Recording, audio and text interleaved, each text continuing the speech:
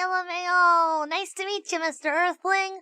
My name's Yuki Koyuki. Welcome back to Koyuki channel. Okay, I did the VTuber thing. Are you proud of me? Hi. Welcome back to the second inaugural meeting of the Nostalgia Book Club. Today, we are going to be reading Wayside School is Falling Down, the sequel to Sideways Stories from Wayside School, once again brought to you by the Alienville Public Library. Please support your local public library. Yeah, that's the plan for today.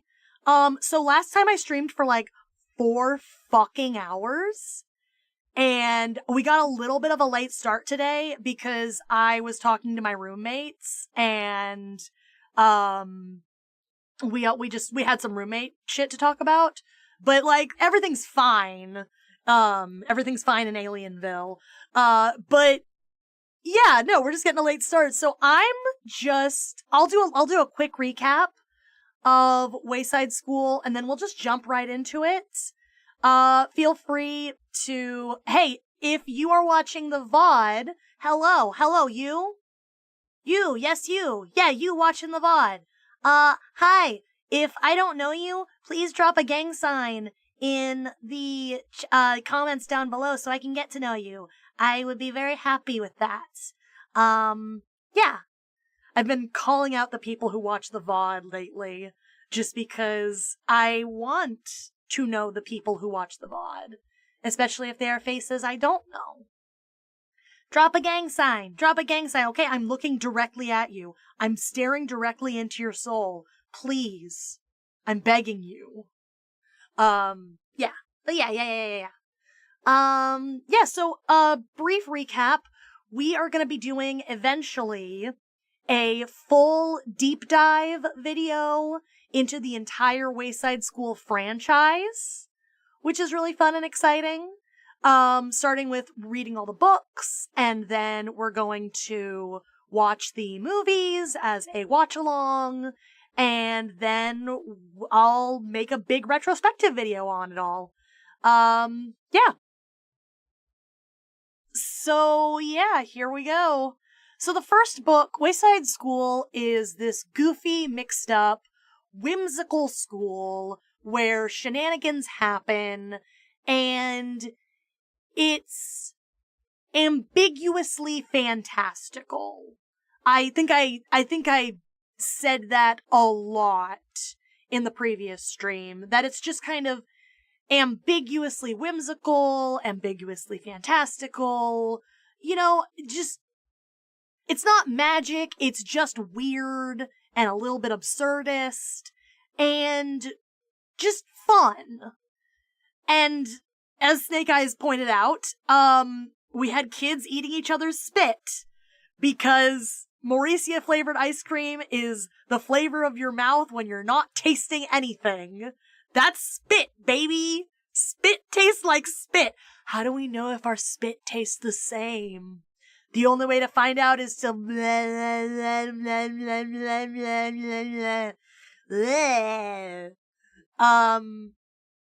but yeah. So that's kind of the gist. The first book, we were basically introduced to all of the recurring characters, the students in Mrs. Jewel's elementary school, grade school classroom. The thing you need to remember about Wayside School is it's a school that was built sideways. It was supposed to have 30 classrooms all on one story, and instead we have 30 stories with one classroom on each story.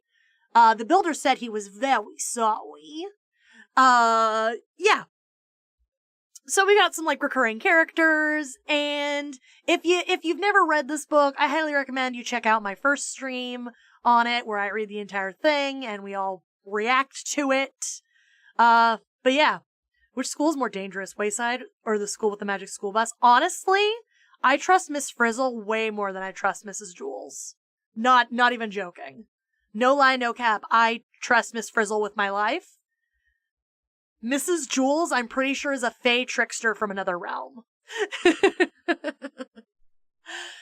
But yeah, to avoid us being here for another, 9 hours, because last stream went on for a pretty long time, I'm just gonna hop right into it, and we're gonna start with Chapter 1. This world was more popular. I feel like there would be internet stories, people saying they got their spit-eating fish from this book. I wouldn't be surprised. Because this was definitely this is something I read as a Spore, but I don't know if other people read it. I don't know exactly how popular it was in the 90s, early 2000s. Yeah, let me go ahead and hop right into it with Chapter 1, A Package for Mrs. Jules. Louis, the yard teacher, frowned. The schoolyard was a mess. There were pencils and pieces of paper everywhere. How'd all this junk get here, he wondered. Well, I'm not going to pick it up. It wasn't his job to pick up garbage. He was just supposed to pass out the balls during lunch and recess, and also make sure the kids didn't kill each other. He sighed, then began cleaning it up. He loved all the children at Wayside School. He didn't want them playing on a dirty playground. As he was picking up the pencils and pieces of paper, a large truck drove into the parking lot. It honked its horns twice, then twice more. Meowdy-doody, ghost! Ghost! Ghost is here. Wasn't expecting to see you here.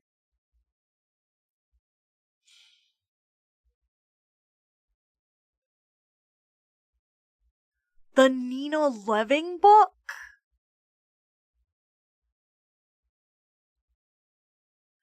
I'm sorry, what is the... you know what? No, I'm in the middle of a chapter. Save all questions until the end of the chapter. Louis ran to the truck. Quiet, he whispered. Children are trying to learn in there. He pointed at the school. A short man with big bushy hair stepped out of the truck. I have a package for somebody named Mrs. Jules, he said. I'll take it, said Louis. Are you Mrs. Jules? Asked the man. No, said Louis. I have to give it to Mrs. Jules, said the man. Louis thought a moment. He didn't want the man disturbing the children. He knew how much they hated to be interrupted when they were working. I'm Mrs. Jules, he said. But you just said you weren't, said the man. I changed my mind, said Louis. The man got the package out of the back of the truck and gave it to Louis. Here you go, Mrs. Jules, he said. Ugh, Louis grunted. It was a very heavy package. The word fragile was printed on every side. He had to be careful not to drop it. The package was so big, Louis couldn't see where he was going. Fortunately, he knew the way to Mrs. Jules' class by heart. It was straight up. Wayside School was 30 stories high with only one room on each story. Mrs. Jules' class was at the very top. It was Louis's favorite class. He pushed through the door to the school, then started up the stairs. There was no elevator. There were stairs that led down to the basement, too, but nobody ever went down there. There were dead rats living in the basement. The box was pressed against Louis's face, squashing his nose. Even so, when he reached the 15th floor, he could smell Miss Mush cooking in the cafeteria. It smelled like she was making mushrooms. Maybe on the way back, I'll stop by Miss Mush's room and get some mushrooms, he thought. He didn't want to miss Miss Mush's mushrooms. They were her specialty. I hate this paragraph. He huffed and groaned and continued up the stairs. His arms and legs were very sore, but he didn't want to rest. This package might be important, he thought. I have to get it to Mrs. Jules right away. He stepped easily from the 18th story to the 20th. There was no 19th story. Mrs. Arves taught class on the 19th story. There was no Mrs. Arves. At last, he struggled up the final step to the 30th story. He knocked on Mrs. Jules' door with his head. Mrs. Jules was in the middle of teaching her class about gravity when she heard the knock. Come in, she called. I can't open the door, Louis gasped. My hands are full. I have a package for you. Mrs. Jules faced the class. Who wants to open the door for Louis? She asked. All the children raised their hands. They loved to be interrupted when they were working. Oh dear, how shall I choose? Asked Mrs. Jules. I have to be fair about this. I know. We'll have a spelling bee, and the winner will get to open the door. Louis knocked his head against the door again. It's heavy, he complained, and I'm very tired. Just a second, Mrs. Jules called back. Allison, the first word's for you. Heavy. Heavy, said Allison. Heavy. Heavy. Very good. Jason, you're next. Tired. Tired, said Jason. Sleepy. Tired. Louis felt the package slipping from his sweaty fingers. He shifted his weight to get a better grip. The corners of the box dug into the sides of his arms. He felt his hands go numb. Actually, he didn't feel them go numb. Jenny, package. Package, said Jenny. B-O-X. Package. Excellent, said Mrs. Jules. Louis felt like he was going to faint. At last, John opened the door. I won the spelling bee, Louis, he said. Very good, John, muttered Louis. Aren't you going to shake my hand? Asked John. Louis shifted the box to one arm, quickly shook John's hand, then grabbed the box again and staggered into the room. Where do you want it, Mrs. Jules? He asked. I don't know, said Mrs. Jules. What is it? I don't know, said Louis. I'll have to put it down someplace so you can open it. But how can I tell you where to put it if I don't know what it is? Asked Mrs. Jules. You might put it in the wrong place. So Louis held the box as Mrs. Jules stood on a chair next to him and tore open the top. His legs wobbled beneath him. It's a computer! Exclaimed Mrs. Jules. Everybody booed. What's the matter? Asked Louis. I thought everyone loved computers. We don't want it, Louis, said Eric Bacon. Take it back, Jack, said Terrence. Get that piece of junk out of here, said Mauricia. Now don't be that way, said Mrs. Jules. The computer will help us learn. It's a lot quicker than a pencil and paper. But the quicker we learn, the more work we have to do, complained Todd. You may set it over there on the counter, Louis, said Mrs. Jules. Louis set the computer on the counter next to Shari's desk. Then he collapsed on the floor. Now, watch closely, said Mrs. Jules. Everyone gathered around the new computer. It had a full-color monitor and count 'em, 2 disk drives. Mrs. Jules pushed it out the window. They all watched it fall and smash against the sidewalk. See, said Mrs. Jules, that's gravity. Oh, now I get it, said Joe. Thank you, Louis, said Mrs. Jules. I've been trying to teach them about gravity all morning. We've been using pencils and pieces of paper, but the computer was a lot quicker. That's not how it works! First of all, that's not how it works. There's something called terminal velocity. Things will fall at a maximum rate no matter what size they are. That's why, the penny is off the Empire State Building is deadly. Because it reaches, that's not how it works. It's not how it works. The computer would just reach terminal velocity quicker than a piece of paper or a pencil. It's not how it works. In surface area and physics, but also things are sideways at Wayside School. Ha ha. So maybe the computer was faster. Maybe the computer was quicker. I don't know. Nerd emoji. Yeah, that's me. That's me right now. That's me right now. Ugh. But yeah, that's kind of what we can look forward to in this book. In this silly book.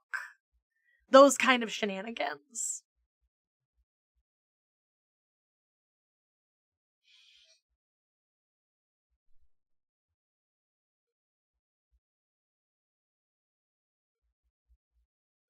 Oh boy. Okay, we're on to chapter 2. Chapter 2. Mark Miller. Mrs. Jules rang her cowbell. I would like you to meet Mark Miller, she said. He and his family just moved here all the way from Macedonia. Everybody stared at the new kid. He stood at the front of the room. His knees were shaking. He hated having to stand in front of the class. It was as if Mrs. Jules had brought him in for show and tell. He felt like some kind of weirdo. He just wanted to sit at a desk and be like everybody else. But worst of all, his name wasn't Mark Miller. He was Benjamin Nushmut. And he had moved from Hempleton. Hempleton! Not Magadonia. But he was too scared to mention that to Mrs. Jules. He was afraid to correct a teacher. "Why don't you tell the class a little about yourself, Mark?" suggested Mrs. Jules. Benjamin didn't know what to say. He wished he really was Mark Miller. Mark Miller wouldn't be scared, he thought. He'd probably have lots to say. Everyone would like him. Nobody would think Mark Miller was weird. "Well, I guess we'd better find you a place to sit," said Mrs. Jules. She put him at the empty desk between Todd and BB. "Hi, Mark," said Todd. "I'm Todd. You'll like Mrs. Jules. She's the nicest teacher in the school." "Todd, no talking," said Mrs. Jules. "Go write your name on the blackboard under the word discipline." "Hi, Mark," said BB. "I'm BB Gunn." "Hi," Benjamin said quietly. He decided he'd have to tell Mrs. Jules his real name at recess. He cringed. Ooh, cringe, cringe fail. He didn't know why, but for some reason he had trouble saying his own name. "And what's your name, little boy?" an adult would ask him. "Benjamin Nushmut," he'd answer. "What? Benjamin Nushmut. What? Benjamin Nushmut. What? Benjamin Nushmut. What? Benjamin Nushmut. Oh, nice to meet you, Benjamin." He never knew what it was that made the person suddenly understand. When the bell rang for recess, everyone charged out of the room. Benjamin slowly walked to Mrs. Jules' desk. Somehow, he had to tell her. Mrs. Jules was sorting papers. "Oh, hello, Mark," she said. "How are you enjoying the class so far?" "Fine," said Benjamin. "Good, I'm glad to hear that," said Mrs. Jules. Benjamin shrugged, then walked out of the room. If I had told her my name, she would have thought I was weird for not telling her sooner, he realized. He stood at the top of the stairs and looked down. Recess was only 10 minutes long. It didn't seem worth it to go all the way down and then come all the way back up. He didn't have any friends down there anyway. He'd never been more unhappy in his whole life. He sat on the top step. "Mark Miller," he said out loud. It was an easy name to say. Mark Miller probably would have made lots of friends by now, he thought.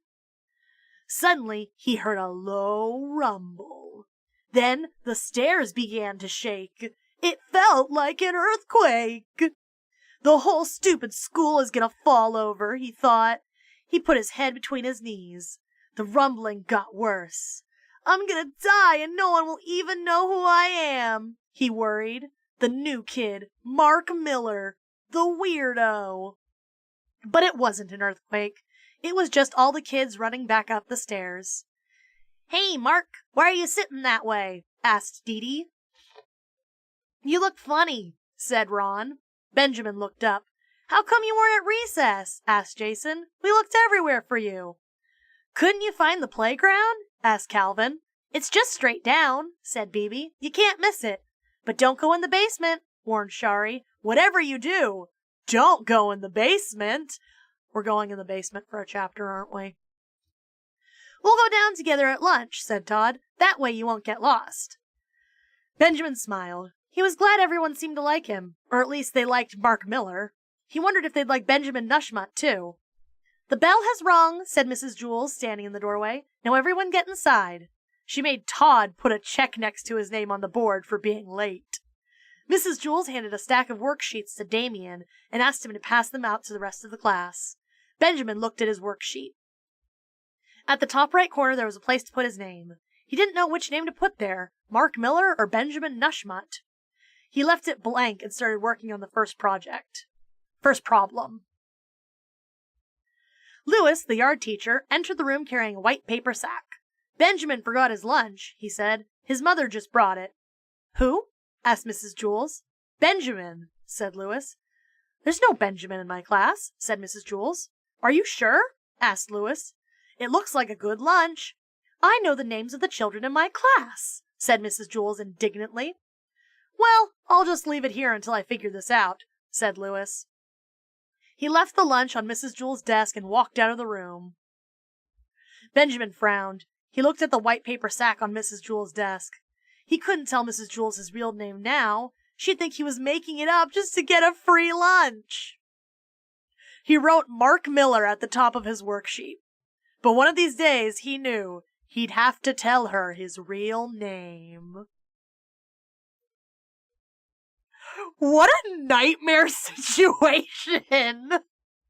Hey, someone screen Benjamin Nushmut for anxiety. Someone screen Benjamin Nushmut. Like, okay, the first book had an accidentally transgender chapter. This book, this one, like, we're 2 chapters in, and we have accidental, like, generalized anxiety disorder representation. Like, that was absolutely not intentional at all, but we've got it anyway, so... God, that's funny.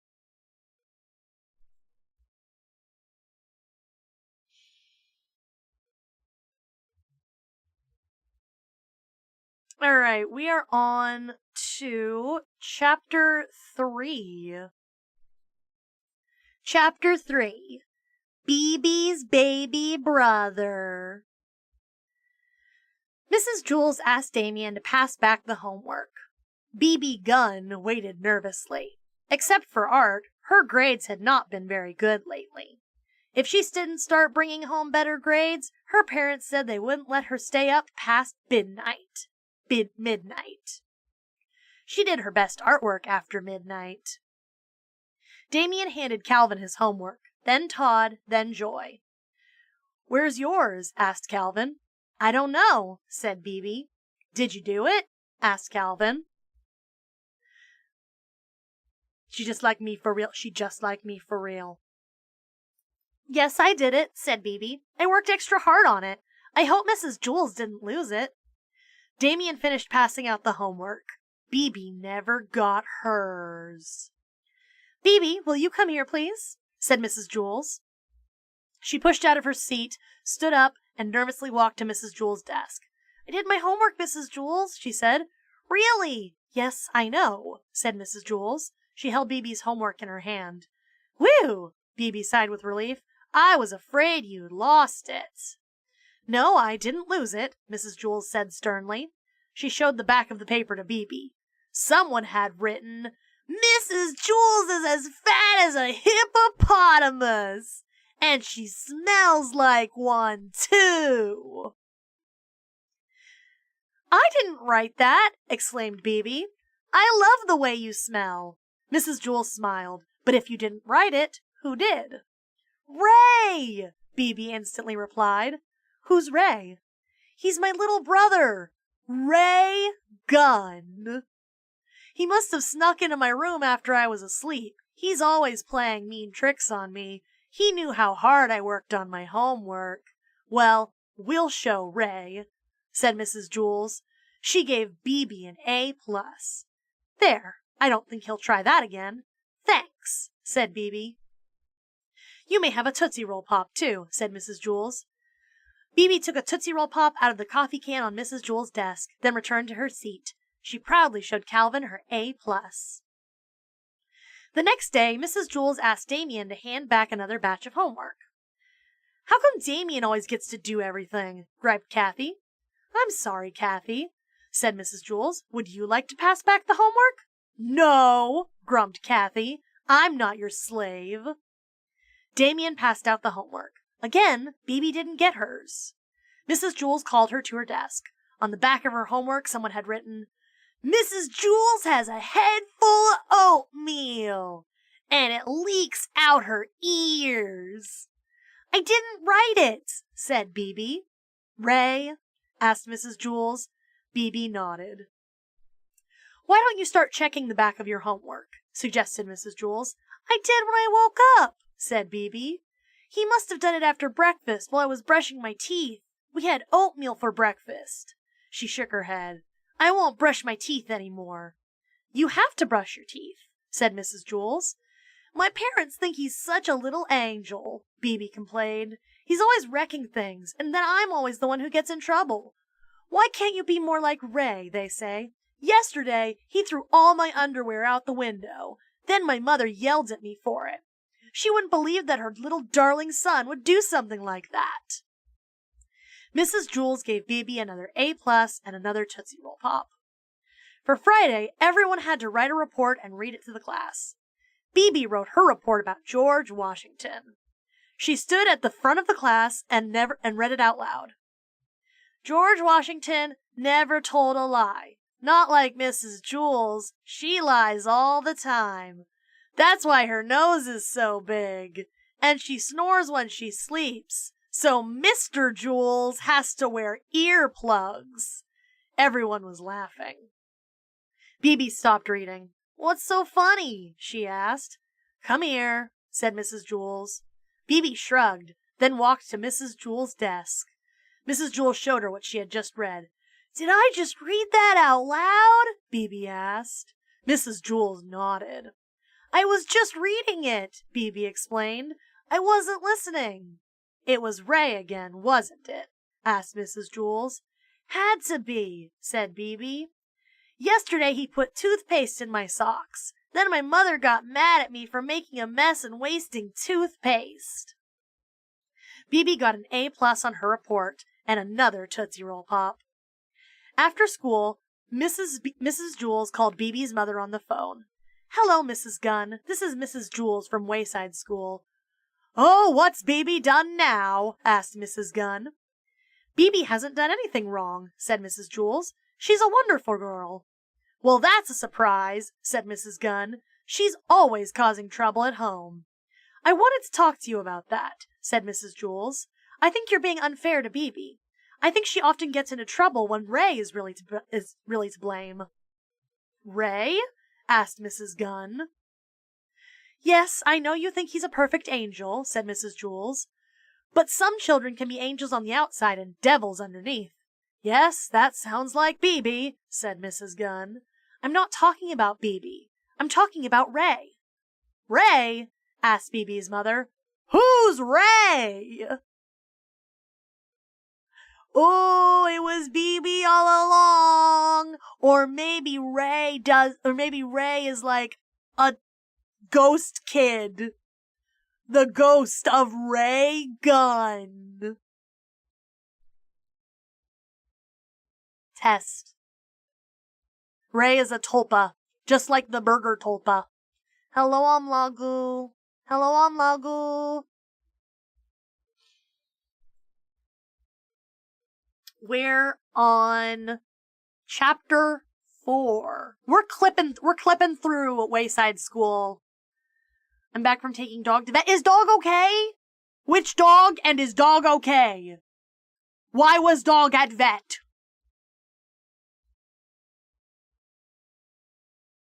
Answer the question.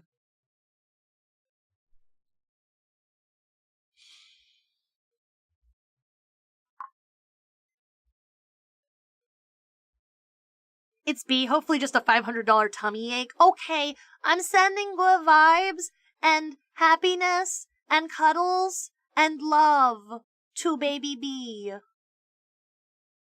I hope they are not dying and it's just a tummy ache. Maybe they ate something weird. Maybe they ate something weird and bad. Did I miss anything? We're on chapter 4. You missed the little beginning of the book, but nothing too big. I bought her another Bluey plush to kill. You might have eaten the Bluey plush, and that might have given her a tummy ache. I love it when, like, the vet videos, you guys know that I watch, like, pimple popping videos and, like, surgery videos, right? Because I'm a freak like that. I love the videos of dogs when they get their stomachs pumped, and, like, they pull out an entire toy completely intact from the dog's stomach. So gross. It's so gross, but also so weirdly satisfying. Like, just an entire, like, shoe that they just swallowed whole.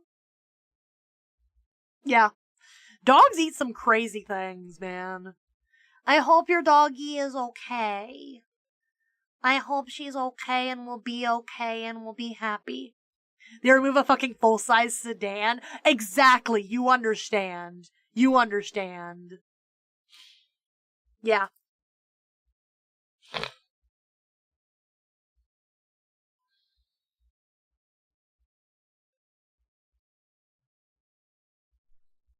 guys ready for chapter 4?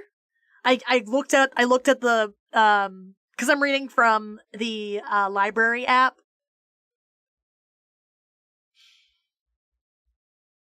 Oh my god. I'll never forget when I was a kid, we had a dog named Bella who swallowed and shit a Hot Wheel still in the box.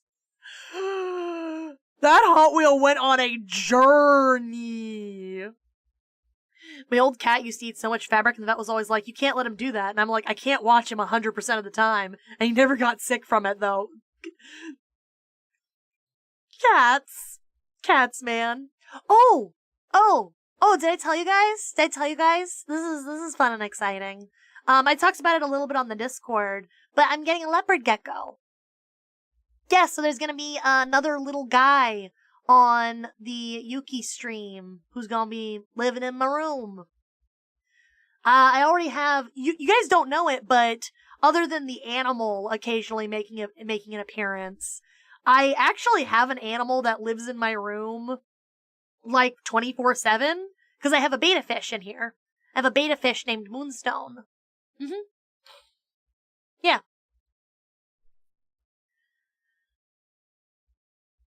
The Hot Wheel was fine. It was like one of those Hot Wheels tracks you could get back in the day. That's Hot Wheels trucks. Oh man, that's so cool. I would love. That's so funny. Ate and shit an entire Hot Wheel. Still in the box, and the Hot Wheel was fine. Vroom, vroom, vroom.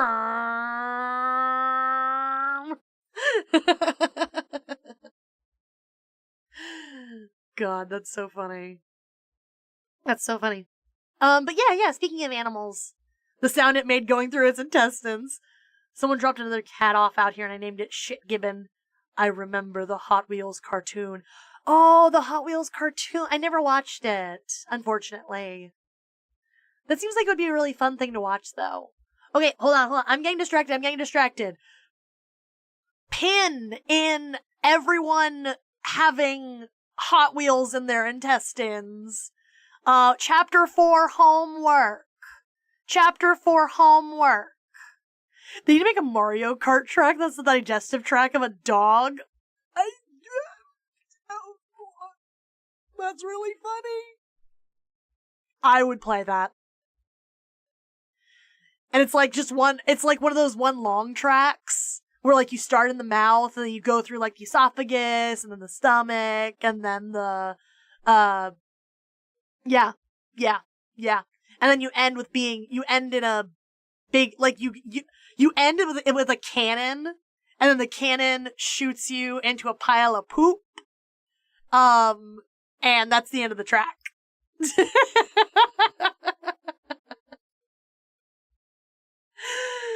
I'd play that.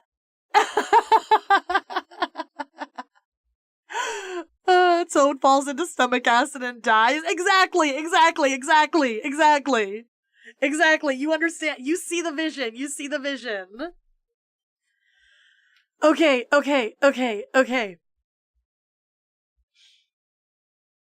Alright. Chapter 4 homework. I can hear his screams. You're gonna hear my screams here in a minute if you don't watch it. Ah! Ah! Ah! Ah! Ah!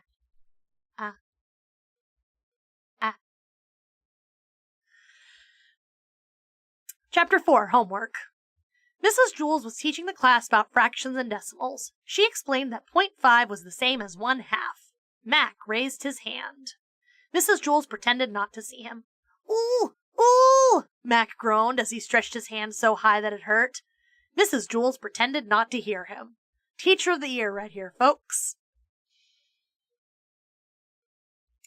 Put on 4 times speed to catch up because lag, and it made the scream so funny. Stop! Ah! Jenny raised her hand. Yes, Jenny, said Mrs. Jules, glad to call on anyone besides Mac. Mac has his hand raised, said Jenny. Thank you, Jenny, said Mrs. Jules. Yes, Mac, what is it?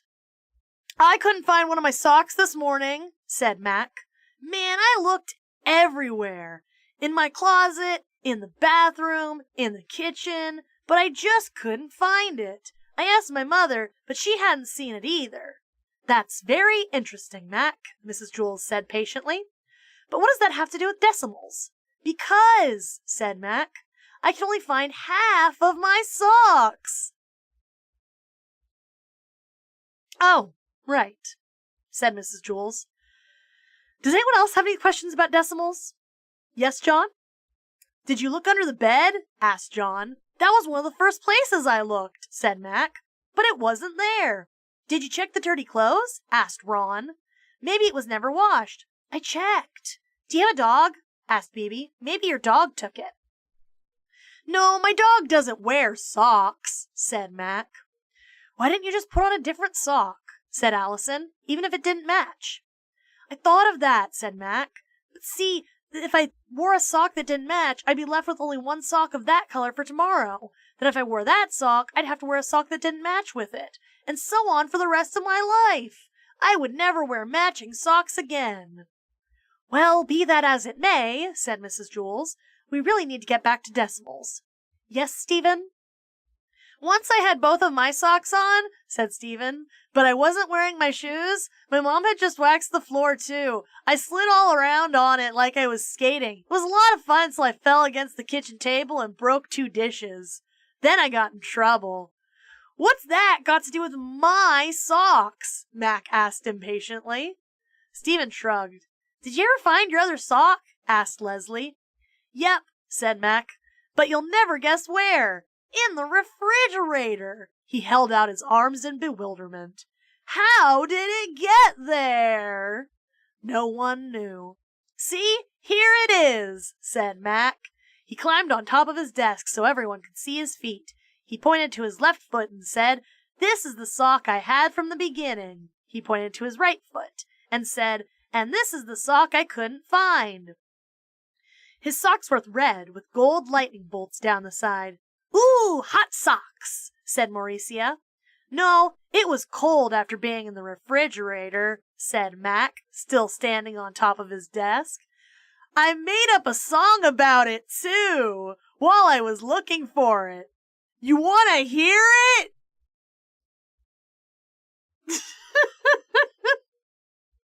Are you sure the author wasn't high when he made this book? Yeah. Zephyro! What's good? Glad to see you. You're just in time for the sock song.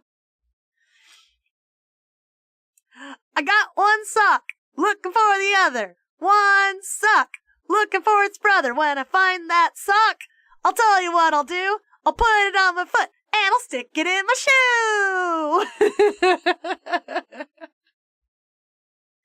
The bell rang for recess. Since we didn't finish the arithmetic lesson, said Mrs. Jules, you'll have to do the rest of it for homework. All the kids groaned as they headed outside. After recess was science. Mrs. Jules was teaching the class about dinosaurs. She told the class there were 2 types of dinosaurs, those that ate meat and those that ate only vegetables. You mean like broccoli? Asked Rondi. I don't think they had broccoli back then, said Mrs. Jules. Just as there were different kinds of animals back then, there were also different kinds of vegetables. Mac raised his hand. Mac derailing the science lesson for today. This chapter should have just been called Mac derails the entire series, the entire chapter. Mac raised his hand. Mrs. Jules pretended not to see him. Ooh! Ooh! Mac groaned. He looked like he was going to explode. Mrs. Jules pretended not to hear him. She called on Myron. Mac has his hand raised, said Myron. Thank you, Myron, said Mrs. Jules. Yes, Mac? My uncle grew the biggest watermelon you ever saw in your whole life. Man, it was huge. It was so heavy, I couldn't even lift it. Mac, what does this have to do with dinosaurs? Asked Mrs. Jules. Because that must have been the kind of watermelon that dinosaurs ate. No way someone is called Mac in this. They're following me everywhere. Max, okay, I love, Mac is probably one of my favorite, actually, hold on, put a pin in that, put a pin in my feelings about Mac, because I'm gonna talk about it at the end of the chapter, because I wanna get through the chapter before we chat. Did you eat it? Asked DJ. Not all of it, said Mac, shaking his head. Woo, it was too big for me, and I love watermelon. What did it taste like? Asked Mauricia. Delicious, said Mac. But lots of seeds. You shouldn't eat the seeds. Otherwise a watermelon might grow inside your stomach. I once heard about a lady who was so fat that everyone thought she was gonna have a baby. But she didn't have a baby. She had a watermelon. Was it a boy or a girl? Asked Joy. Everyone laughed. Mrs. Jules never finished her lesson about dinosaurs, so she had to assign it for homework. After school, Mac walked home with his girlfriend Nancy. Nancy's class was on the 23rd floor of Wayside. Mac carried his arithmetic book, his science book, his reading book, his language book, and his spelling book. Nancy didn't have any books. I'll carry your books for you, Mac, she offered. Mac gave Nancy his books. Don't you have any homework? He asked. She shook her head. Man, it's unfair, said Mac. Mrs. Jules assigns more homework than any other teacher in Wayside School. Okay. So Mac and Nancy. In the first book, we meet Mac, who is named Nancy. And then we meet Nancy, who is named Mac. And then they trade names so that they can have names that fit them better. It is like, I read it as very transgender, which I think, yeah, that's trans. That's trans, right? I'm not insane for thinking that. Like, I'm pretty sure this book was written, the first book was written in 1978. The first book was written in 1978, right? But, so I'm pretty sure the intended reading is, because Wayside School is a sideways school that's silly and messed up and things are weird. And isn't it not normal to be a boy? A normal boy, i.e. a cisgender heterosexual young boy, with a girl's name? Isn't that crazy and wacky and unheard of? But, like, it's something really interesting because in today's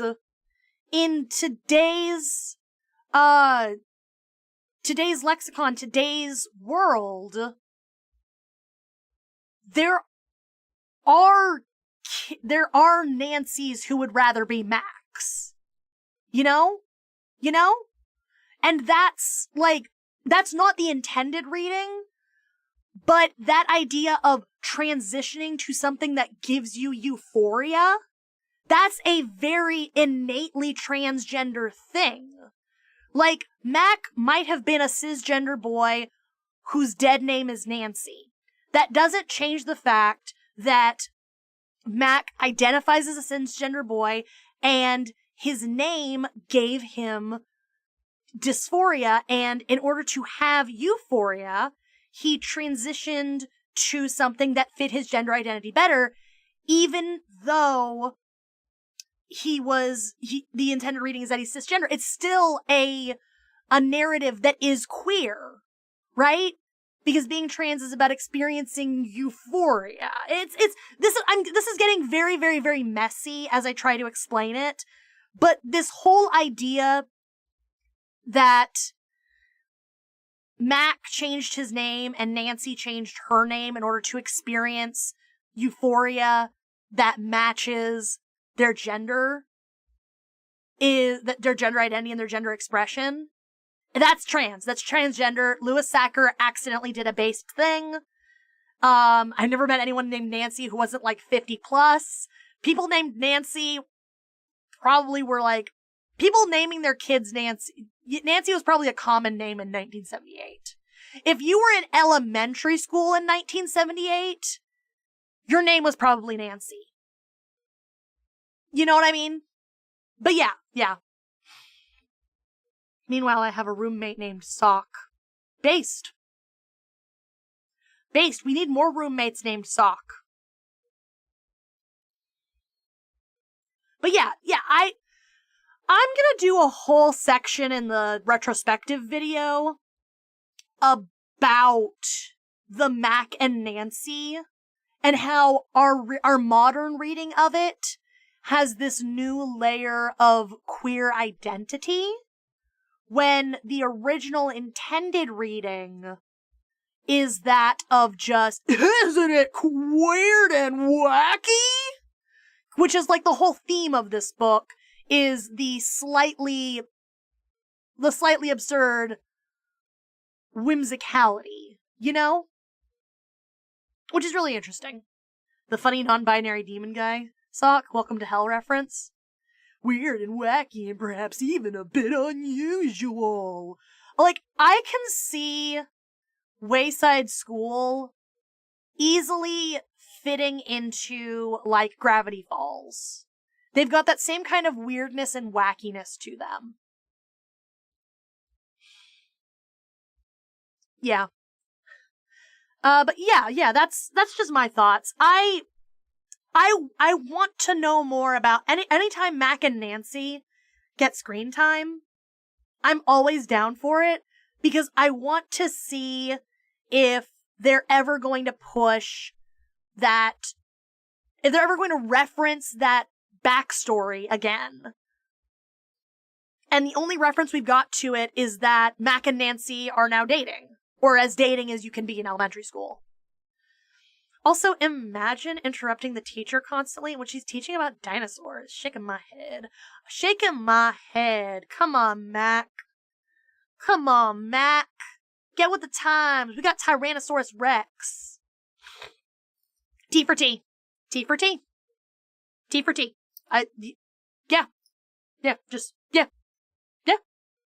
Yeah. Okay. We are on to Chapter 5, another story about socks. What? Oh my god, the first fucking sentence of this chapter. You guys aren't ready. For this. Okay. Chapter 5, another story about socks. What could you possibly think the first sentence of this chapter? What can you possibly think the first sentence of this chapter is? Because I guarantee you're wrong.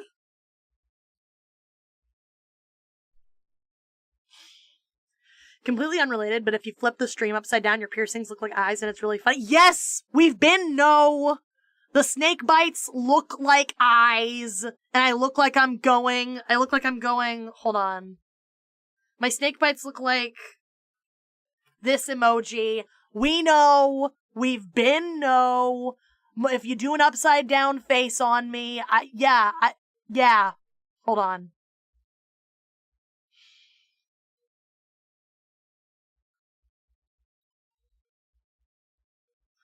Hold on. We're just being stupid right now.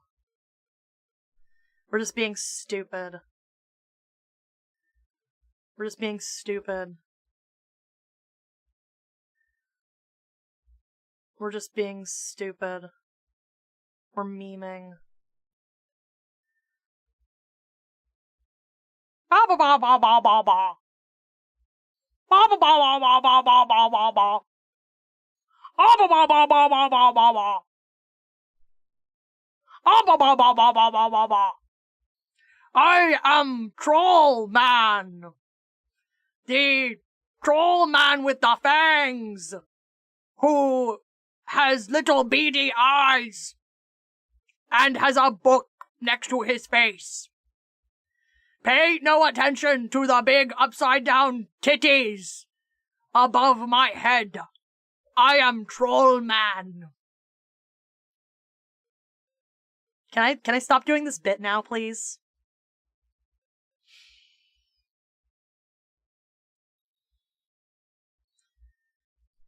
Oh god, I'm huge. Hey.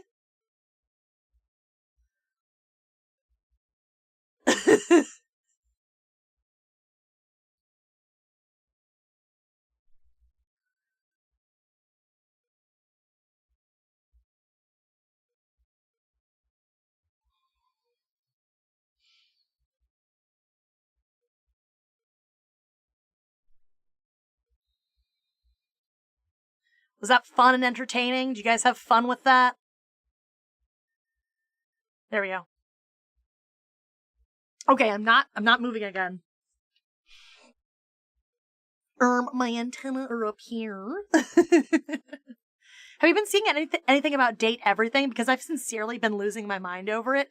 Date Everything is literally just that ProZD sketch about the Cherem anime made into an actual visual novel, and that's all I'll say on the subject, because that's all I know about it. I haven't played it yet, because honestly, visual novels aren't really my cup of tea, unless it's Ace Attorney. So don't really have plans to, like, do any content about it. It looks good, and Brennan Lee Mulligan's in it, so, like, can't complain there. But yeah. Yeah. Anyway, Chapter 5, another story about socks. Tell me the line, I'm dying here. Okay. I tried to date a fish tank, but instead of turning into a wife, I got taken away. In the game? Or in real life?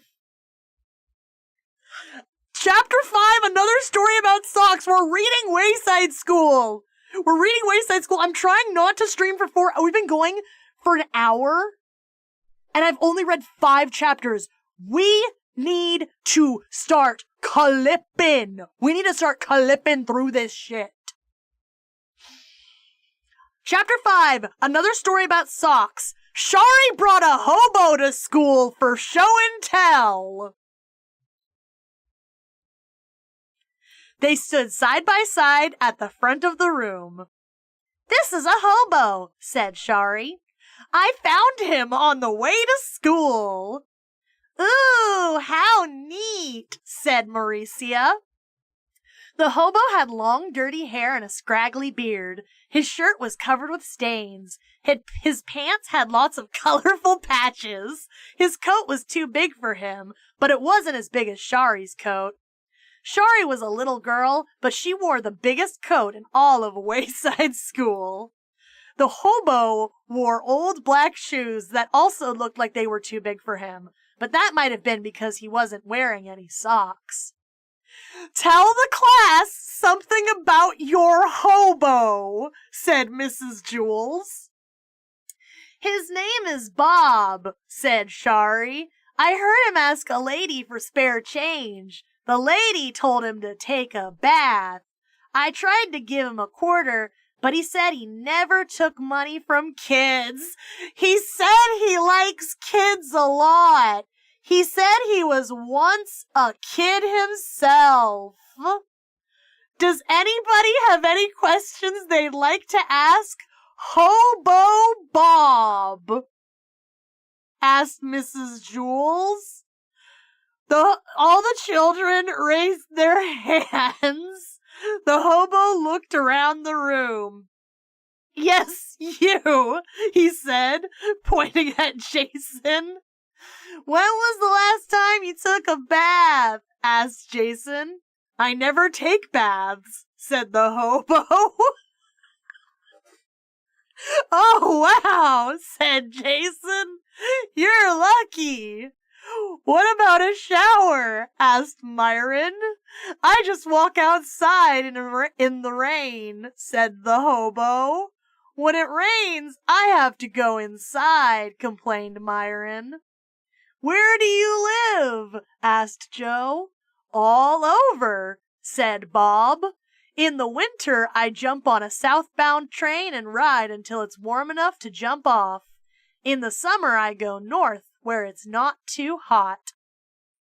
How come you're not wearing any socks? Asked Leslie. I don't believe in socks, said Bob. Yes, the boy in the green shirt. Were you really a kid once? Asked Todd. Yep, said Bob. Did you get in trouble a lot? Asked Todd. No, I never got in trouble, said Bob.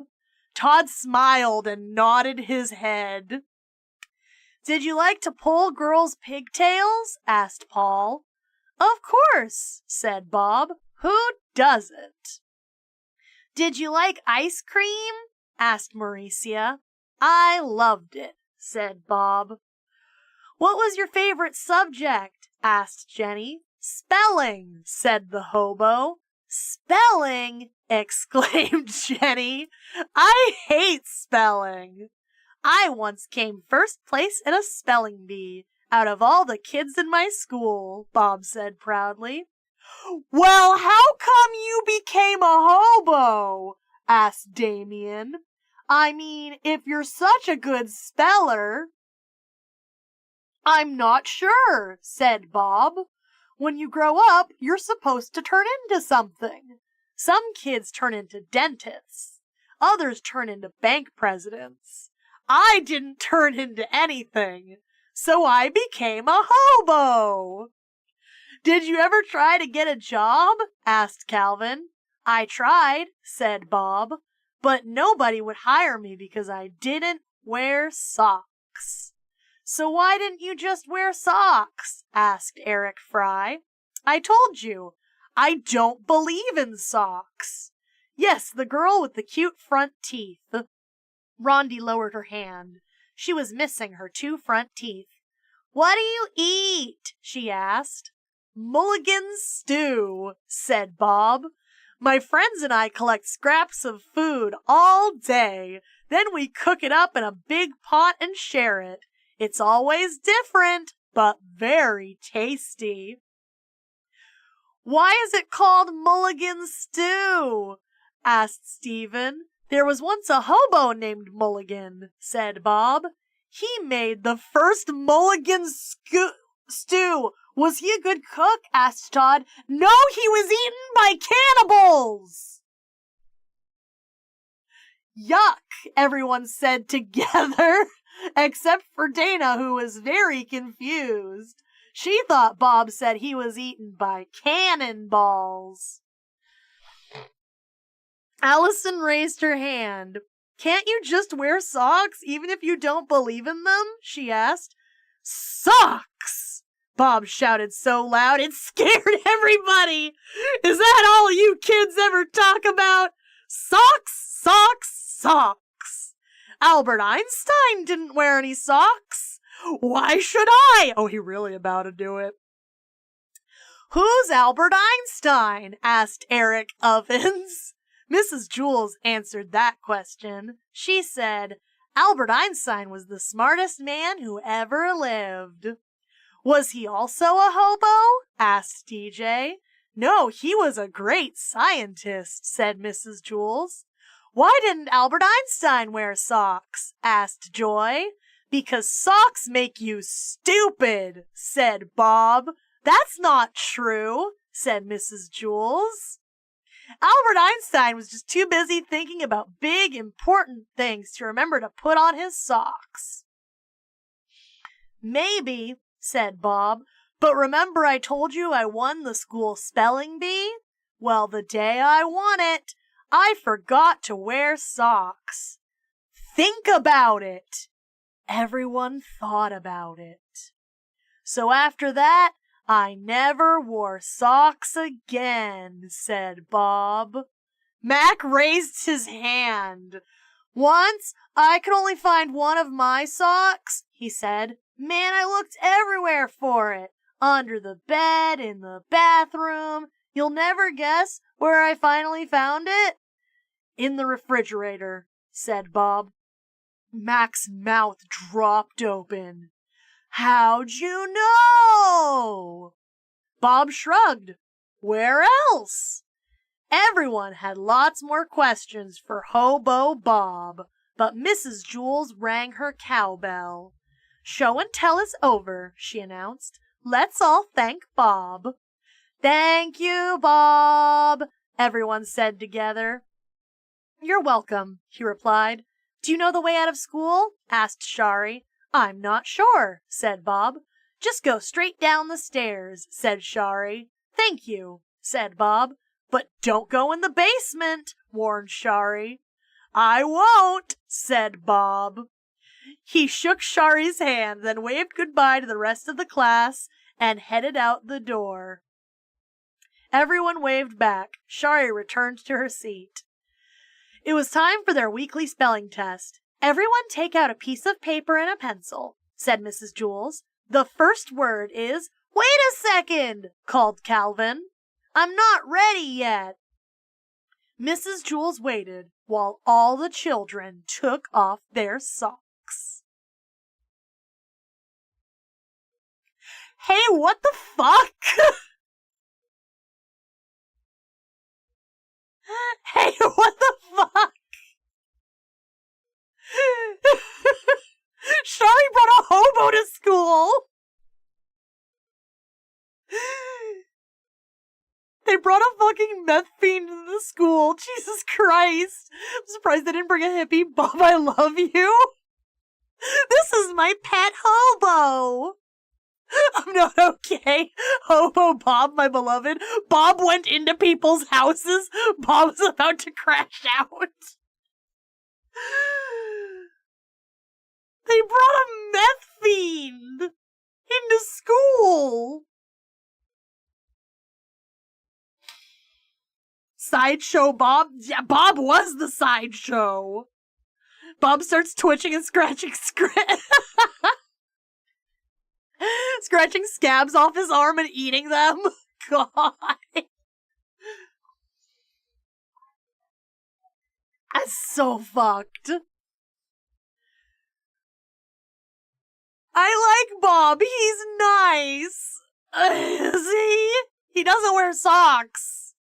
He's literally nice because this book was written by a guy from Austin, Texas. I just, oh God. Bob has meth wisdom. Holy shit.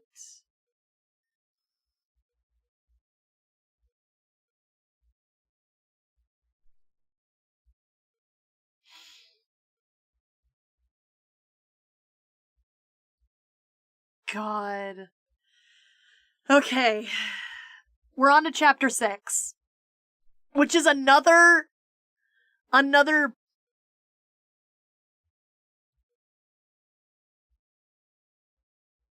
OMG, how are you? Hello! We're reading Wayside. We're reading Wayside School is Falling Down. Life is good. More socks? No, remember the weirdly, like, the weird tension chapter between, the kid and the pigtails? Pull me real hard. We're doing more of that bullshit. Everyone flood with love. Yes, love me. Make me grow stronger. Give me your attention and your affection. He'll talk for 45 minutes about nonsense, then hit you with the most profound statement you've ever heard, and then never bring it up again. He forgot. Yeah, that's what Hobo Bob is like.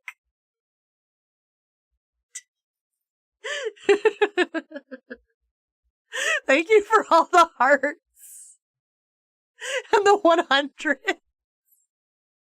I love you guys too. You're the best. All right, we're on to chapter 6, Pigtails.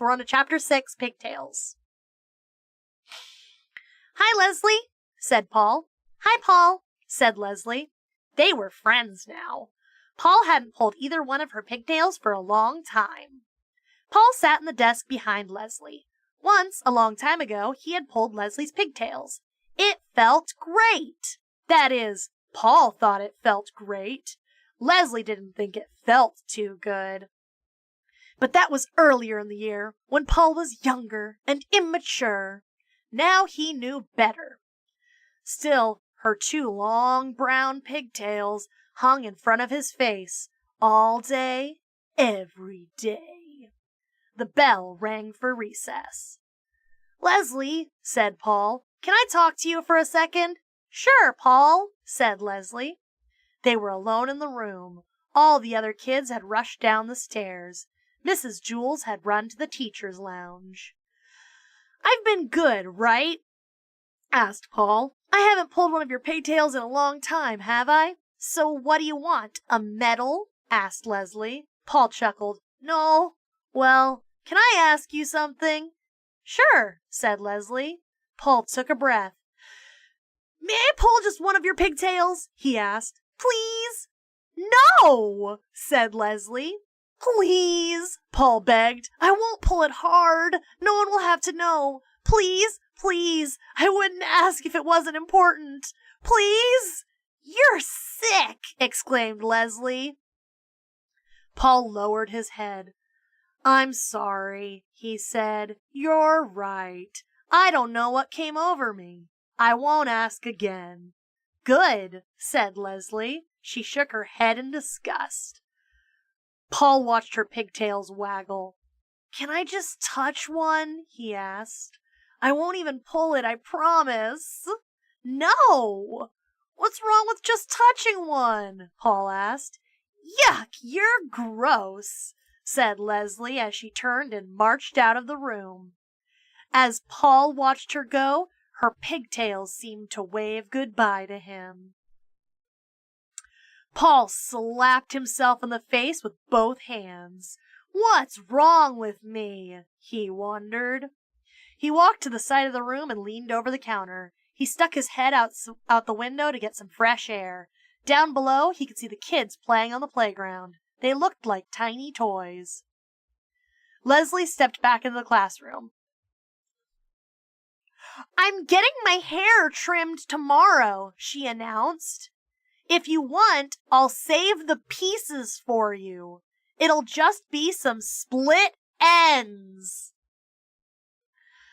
Paul was so excited he forgot where he was. He quickly raised his head. It bashed against the window frame, then he bounced forward and toppled out the window! Leslie stared in horror at the open window, then rushed toward it. She leaned over the counter and looked down. Help! Gasped Paul. There was one brick on the side of the building that stuck out a little farther than the others. Paul desperately held onto it with both hands. I'll go get Lewis, said Leslie. He'll save you. No, don't go, cried Paul. I can't hold on. My fingers are slipping. Leslie reached down for him. Try to grab my hand, she said. Paul made a grab for it, but missed, then quickly clutched the brick. I can't! Help! I'm scared! Just don't look down, said Leslie as she tried to stay calm. She pulled her head back in through the window. Where are you going? Cried Paul. Help! Don't leave me! Leslie looked around Mrs. Jewell's room for a rope or an extension cord or something for Paul to grab, but she couldn't find anything. She returned to the window, sighed, then leaned out backward. Her hands tightly held the edge of the counter as she looked up at the sky. "Grab my pigtails," she said, then winced. A big smile came across Paul's face. "Really?" he asked. "Just do it," said Leslie. The pigtails hung about a foot above Paul's head. He let go of the brick with his right hand and grabbed her right pigtail. "Yeah!" Leslie yelped. He grabbed her left pigtail with his left hand. "Yeah!" she screamed. "Okay, pull me in," said Paul. His legs dangled beneath him. Leslie's eyes watered in pain as she tried to step away from the window. "I can't," she groaned. "You're too heavy." Paul swung his legs up against the side of the building. Leslie groaned, then took a small step away from the window as Paul took a small step up the wall. Then they each took another small step. At last, Paul managed to get one foot on top of the brick that jutted out. Leslie pulled her head inside the window. As she took another step, Paul let go of one pigtail and grabbed the windowsill. Leslie took another step, pulling Paul the rest of the way through. They both collapsed on the floor, tired and sore. "Oh, my head hurts," said Leslie. "Wow, you saved my life," said Paul. "Well, don't worry. Someday I'll save yours." "You don't have to," said Leslie. "Just don't pull my pigtails anymore." "I won't," said Paul. Suddenly, he laughed. "What's so funny?" asked Leslie. "This time, your pigtails pulled me."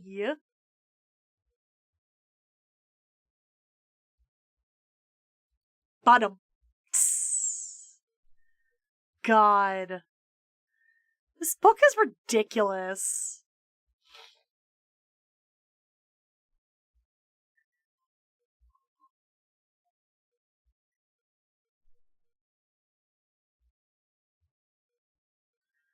If you like this series and also Goosebumps, I'd recommend David Lubar's Weenie series. I'll definitely have to look that up.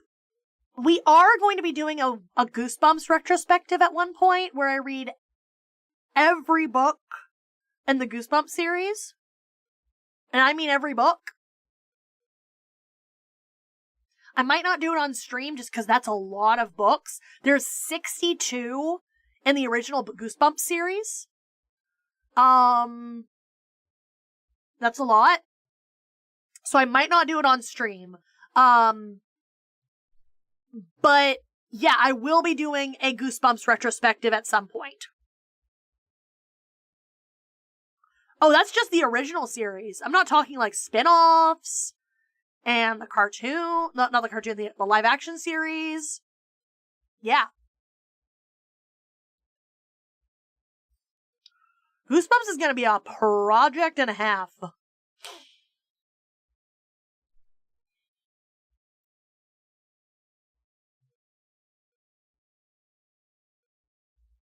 What's up, Fungi Queen? Joe Mama so crom large ants carried her away forever. We're reading Wayside School. Next chapter! Go read me a bedtime story. We are at chapter 7 out of chapter 30. We're a little bit under a third of the way through the book, and we're at an hour and 20 minutes. We're going to be streaming for like 4 hours again, aren't we? Yeah, some wacky stuff has happened in this book. Is this the book where we go to the 19th story? Joe Mama's so fat, when she sat on one side of Wayside School, it turned sideways. I like your outfit, thank you.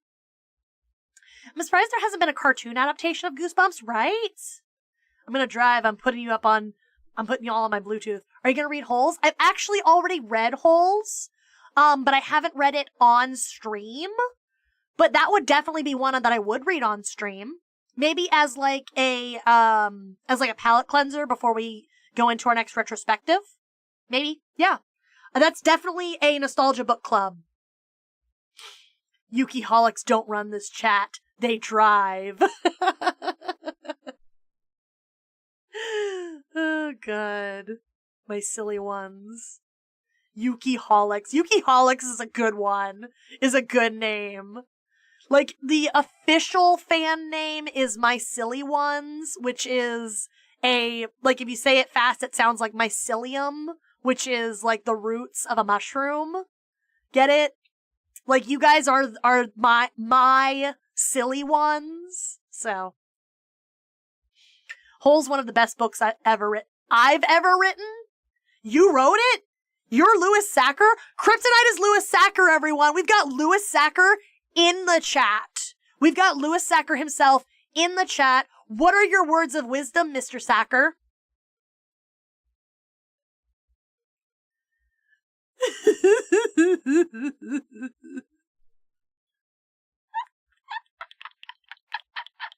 I'm on pain meds! We stand among the greats. I'm on pain meds. You heard it here first, folks. Lewis Sacker is on pain meds. Oh no, Lewis Sacker got injured. What can we do to help you in this trying time, Mr. Sacker?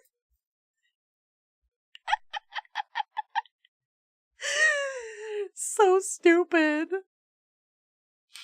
Okay. Chapter 7, Freedom. Chapter 7, Freedom. Myron crumbled a cracker on the windowsill next to his desk, then looked away. He knew Oddly only came when nobody was looking. A little while later, a bird landed on the windowsill and ate the crumbs. Myron watched him out of the corner of his eye. He was a black bird with a pink breast. Myron had named him Oddly. Is that your dumb bird again? Asked Kathy. No, said Myron. Oddly's not my bird. I don't own him. He doesn't live in a cage. Oddly is free. You're a bird brain, said Kathy. Myron watched Oddly fly away. It made him sad and glad at the same time. He wished he could fly away across the sky with Oddly. Oddly probably thinks I live in a cage, he realized. Whenever he sees me, I'm sitting in this same desk. He probably thinks this desk is my cage. So Myron got out of his chair and sat on the floor. Myron, what are you doing out of your seat? Asked Mrs. Jules. I want to sit on the floor, said Myron. Several kids laughed. Get back in your seat, ordered Mrs. Jules. Myron reluctantly returned to his desk. I do live in a cage, he thought. I'm not allowed out. I have to stay in my cage until the bell rings. Then I have to go down the stairs. Then when it rings again, I have to go up the stairs. Then when it rings again, I have to go down the stairs. Then when it rings again, I have to go up the stairs. I'm never free. The bell rang. Myron went down the stairs. It was so crowded with kids rushing to recess that he couldn't stop if he wanted. It was as if someone had lifted his cage and was carrying him down the stairs. The bell rang again. Myron went up the stairs. At lunch, the bell rang again. Myron went down the stairs. After lunch, the bell rang again. Myron stood at the bottom of the staircase and looked up. No, he declared. I won't go. I have to be free. As all the other kids rushed past him, he eased his way around to the back of the stairs. As everybody else went up, Myron went down to the basement.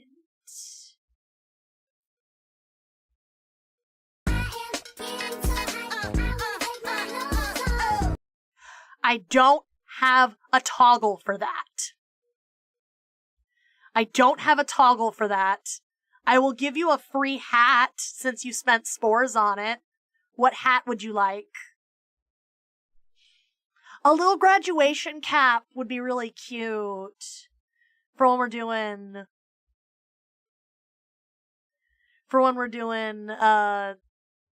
the the reading streams. Yeah. What do you got? We got... Oh, I'm big. Bigfoot is real. He tried to eat my ass.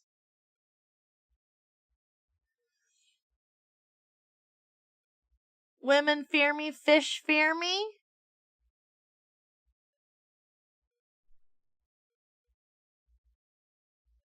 You haven't seen all of them yet. Property of Bozo.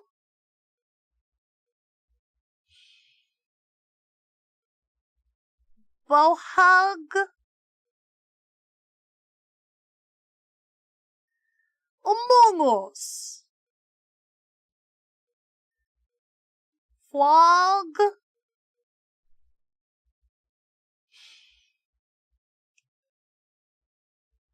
Slappers on tour.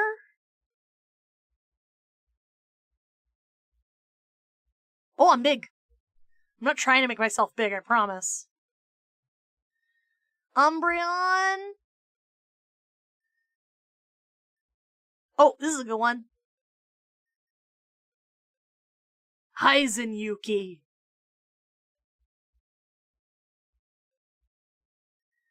And we got...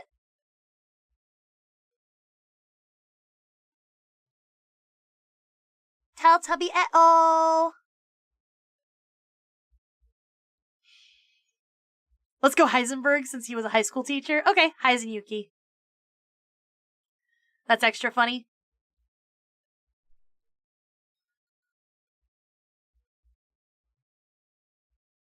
Yuki. Alright, this is your hat then. This is your hat. Yuki. I am the danger. Alright. Myron went down to the basement. Something more funny with the hobo earlier. God. He nervously walked down the old creaky staircase. He didn't know what he'd find or what would find him. He'd heard that dead rats were living down there, or worse, maybe even Mrs. Gorf. Mrs. Gorf was the meanest teacher Myron had ever had. She used to be the teacher on the 30th story, before Mrs. Jules took over, but nobody believed that Mrs. Gorf was really gone. Everyone said she was still lurking somewhere inside Wayside School. He stepped off the last step at the very bottom of Wayside School. It was too dark to see. Somewhere he heard a drip that echoed all around the cold and damp room. With his arms outstretched, he stepped across the gritty floor. His hand struck against a large, fat pipe above his head. The pipe felt like it was covered with 1,000 spider webs. Still, Myron kept his finger on the pipe as he walked, so he wouldn't get lost. As long as he stayed with the pipe, he knew he'd be able to find his way back to the stairs. Something crawled across his hand. He shook it off, then continued walking. He thought he heard footsteps behind him. He stopped walking. The sound of the footsteps continued for a second, then stopped. He started again, then stopped. The footsteps stopped a few seconds later. He wasn't alone. What the fuck? It was too dark for Myron to see who was following him, but he realized that meant that the person couldn't see him either. Whoever was coming after him had to have been following along the pipe too. So, Myron left the safety of the pipe and headed blindly across the basement. The footsteps continued behind him. He stopped. The footsteps stopped too. He bent down, untied, and took off his right sneaker. He threw it toward the other side of the basement. He heard it hit on the floor, then the footsteps started after it. Very quietly, he took off his other sneaker and threw it in the same direction. He never heard his shoe hit the ground. The footsteps started after him again. He started to run, but slipped in his socked feet on a spot of slime. His hands hit loud and hard as he fell on the cold floor. The footsteps came hurriedly toward him. He held his breath and tried to be as quiet as possible. A light turned on above his head. He screamed! "I believe this is yours," said a bald man. He was holding Myron's left sneaker. Next to him were two men with black mustaches. One of the men held a black attaché case. Myron shook his head. "That's not my shoe," he said. "I never saw it before." The bald man glanced at Myron's shoeless feet. These are the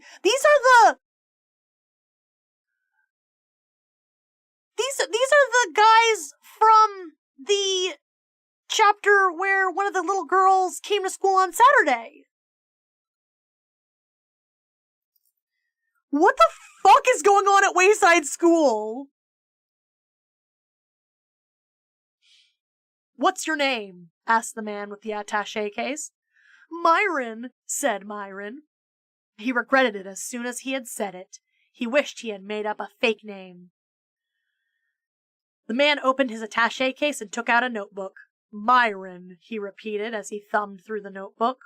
"You're supposed to be in Mrs. Jewell's class, at the desk next to the window in front of Shari. What are you doing out of your cage, seat?" asked the other man with a mustache. "I just wanted to be free," chirped Myron. "Please don't hurt me. If you let me go back to Mrs. Jewell's room, I'll never come down here again." "Well, what the fuck? Do you want to be free, or do you want to be safe?" asked the bald man. "You can't have it both ways," said the bald man. "Do you want to be safe?"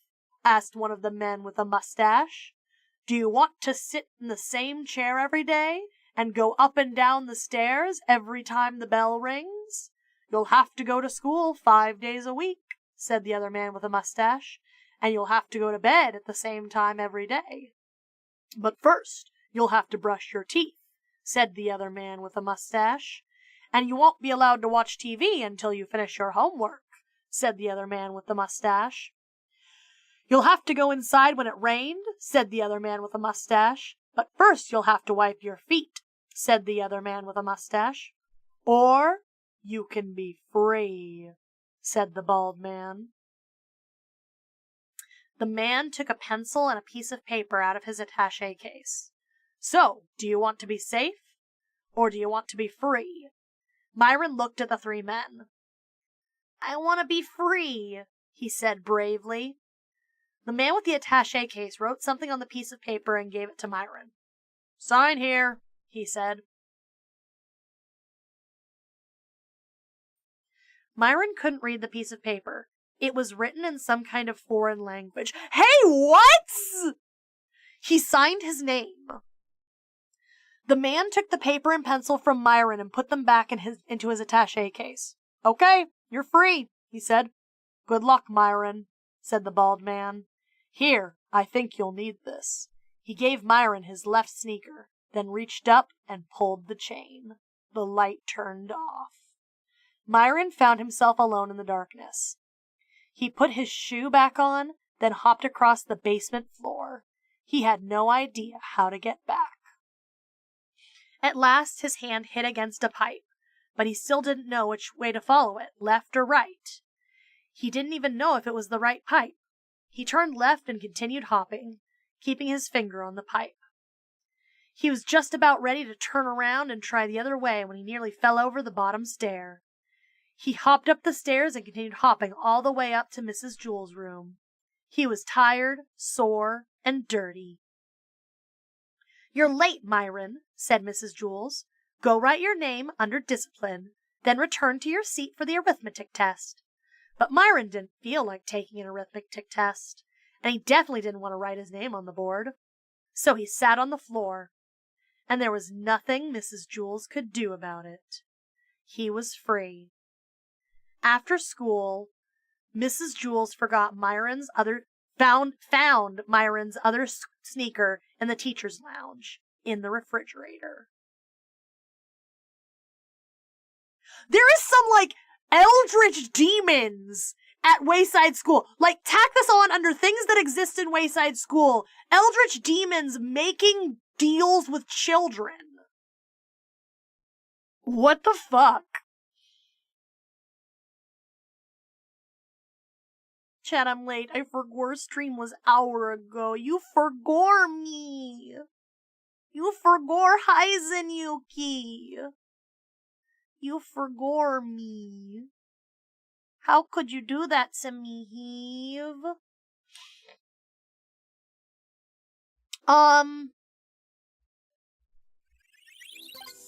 Spam alerts. Spam alerts for a minute. You guys have fun. I'm really hungry, so I'm gonna go get a snack really quick.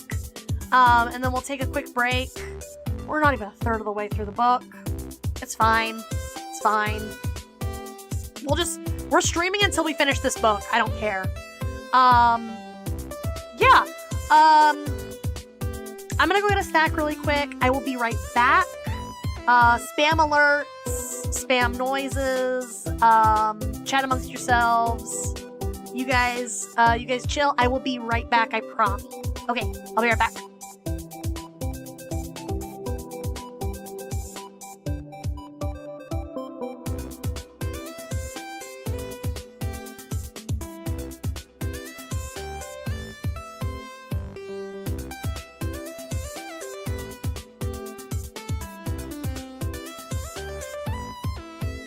Baja Blast.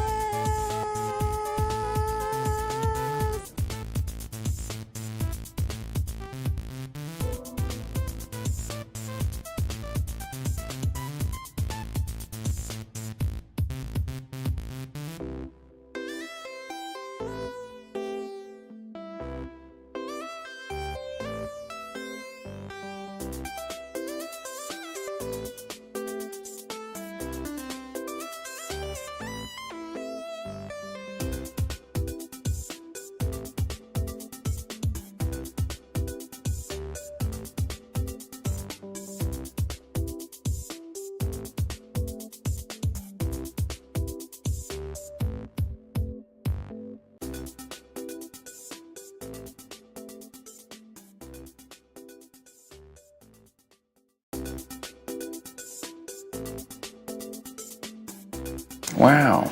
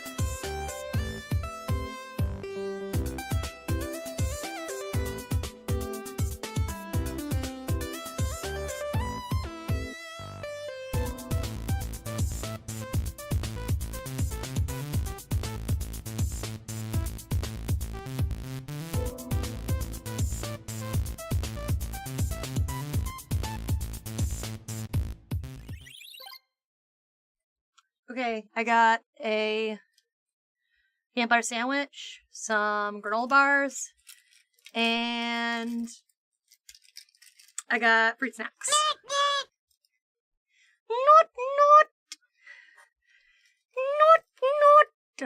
Thank you for spamming alerts.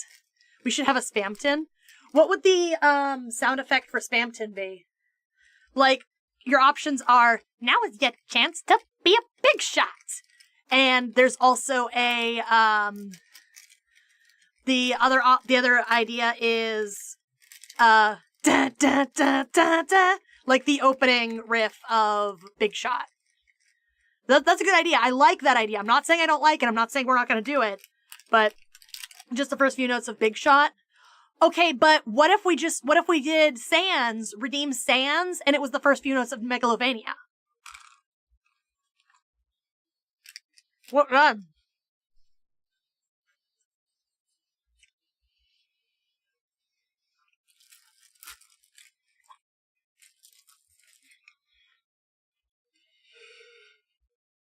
Yeah, but if we do both, like both is good. Both are good. But I think that they're the same joke, and it's not as funny if we do the same joke twice. And I think objectively it's funnier if we do the first few notes of Megalovania. Wait. We can't do the first few notes of Megalovania because my super chat alert is the first few notes of Megalovania. Yeah, did you guys I get super chats so rarely that we never see the super chat alert. What's a super chat? It's when someone donates.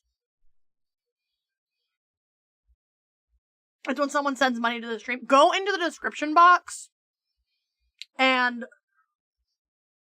it's like the very top of the description box.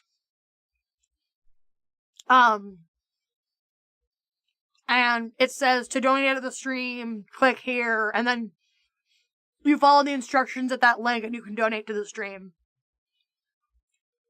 And you get to do a text-to-speech. I don't talk about it here. I don't talk about it very often because I'm not doing this for money. It's just there if you want to. Oh my gosh, here's a super chat when I can make my own money, don't worry. You guys are very sweet, but like literally, I don't shill it for a reason. Because I don't want people to feel like they have to. Here, let me do something really quick and then we can...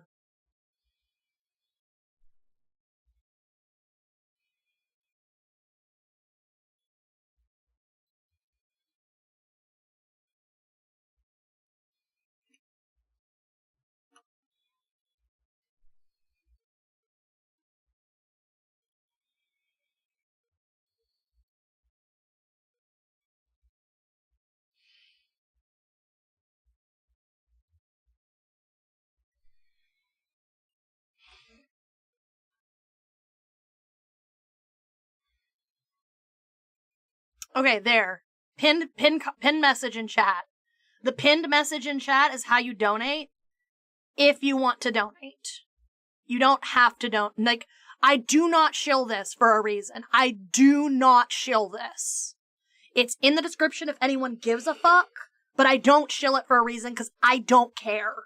But if you guys want to make the funny thing, like, you can just, like, you can like, donate as little as, like, a penny, I'm pretty sure, and it'll make the fun alert happen, where you can do a text-to-speech message with, the fireworks and the da-da-da-da-da-da-da-da-da. Yeah. Let me finish by eating my peanut butter. But yeah. I don't shill my super chats for a reason. When I get monetized, you'll be able to directly donate via YouTube. instead of having to go through this link that I have set up. But the link that I have set up is a better payout for me. Because it doesn't take like a 30% cut. Next level will be like, stop making fun of my chewing! Holy shit! You guys are so mean to me!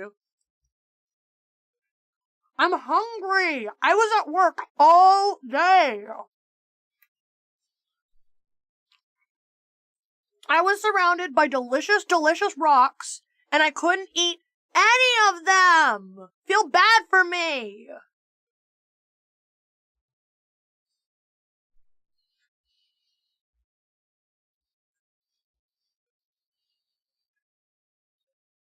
I just thought it was cute on the model. I thought you were cute! Shut up!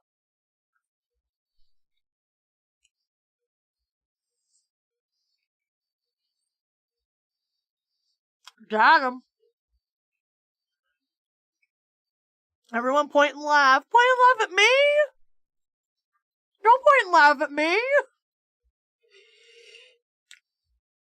Yeah, I'm your dancing monkey, but like, that doesn't mean you gotta point and laugh at me.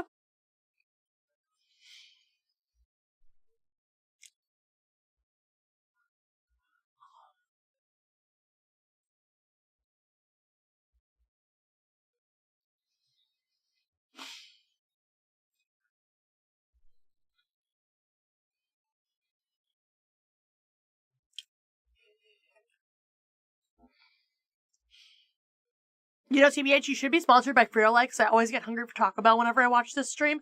Honestly, like, I'm not joking. A Mountain Dew sponsorship is, like, the be-all, end-all. Like, when I have, like, 1 million subscribers, I'm going to reach out and be like, hey, I'm an influencer. Hey,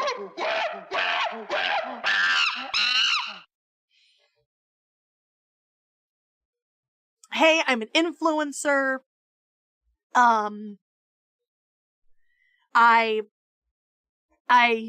I've always repped this brand. I genuinely like it. Can we make something happen? Let me be a brand ambassador for you. That kind of thing. Like, I'm genuinely going to send out, hey, I'm an influencer. Wrong. Random chimp attack.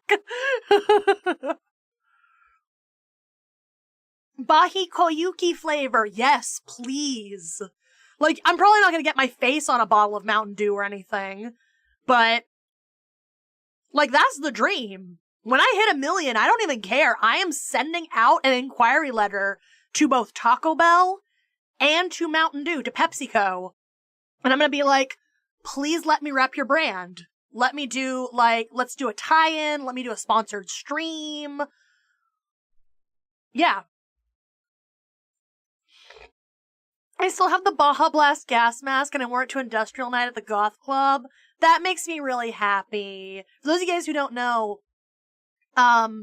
Logos was there at my very first artist alley, and at my table, I had handmade Baja Blast gas masks, and they didn't sell. I only sold like one of them, and I think it was 2 Logos. So that makes me really happy that you still have it. There's a Borderlands YouTuber who keeps getting sponsored by Butterfinger. That's what I want. I want to be doing sponsorships for Taco Bell and for PepsiCo. I don't even care.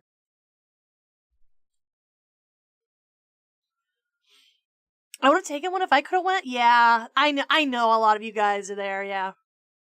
And the Sailor Moon buttons that are on my key lanyard. Yeah, I still have a ton of those buttons. I'm gonna open up a storefront one of these days where I can just offload all of that stock. But today is not that day because sounds like effort and I don't care enough.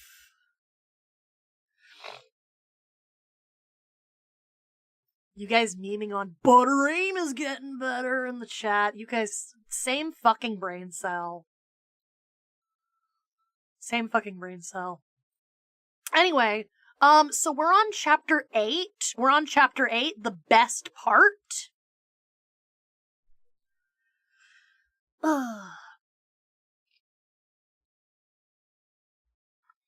What is that video? It was revealed to me in a dream. I'm gonna reveal you in a dream if you don't watch it. If you don't watch it. Okay, chapter 8, the best part. Todd brought a toy to school. It was a cute, adorable puppy dog. Everyone who saw it said, "Aww." "Aww," said Jenny. "He has such a sweet face." "Aww," said Stephen. "Look at her darling eyes." "Aww," said Dee Dee. "Isn't he the cutest puppy you've ever seen?" "Aww," said Calvin. "Isn't she adorable?" Joy sat at the desk behind Todd. Big deal, she thought. It's just a hunk of plastic that happens to look like a dog. But even though Joy didn't like Todd's toy, she decided to steal it.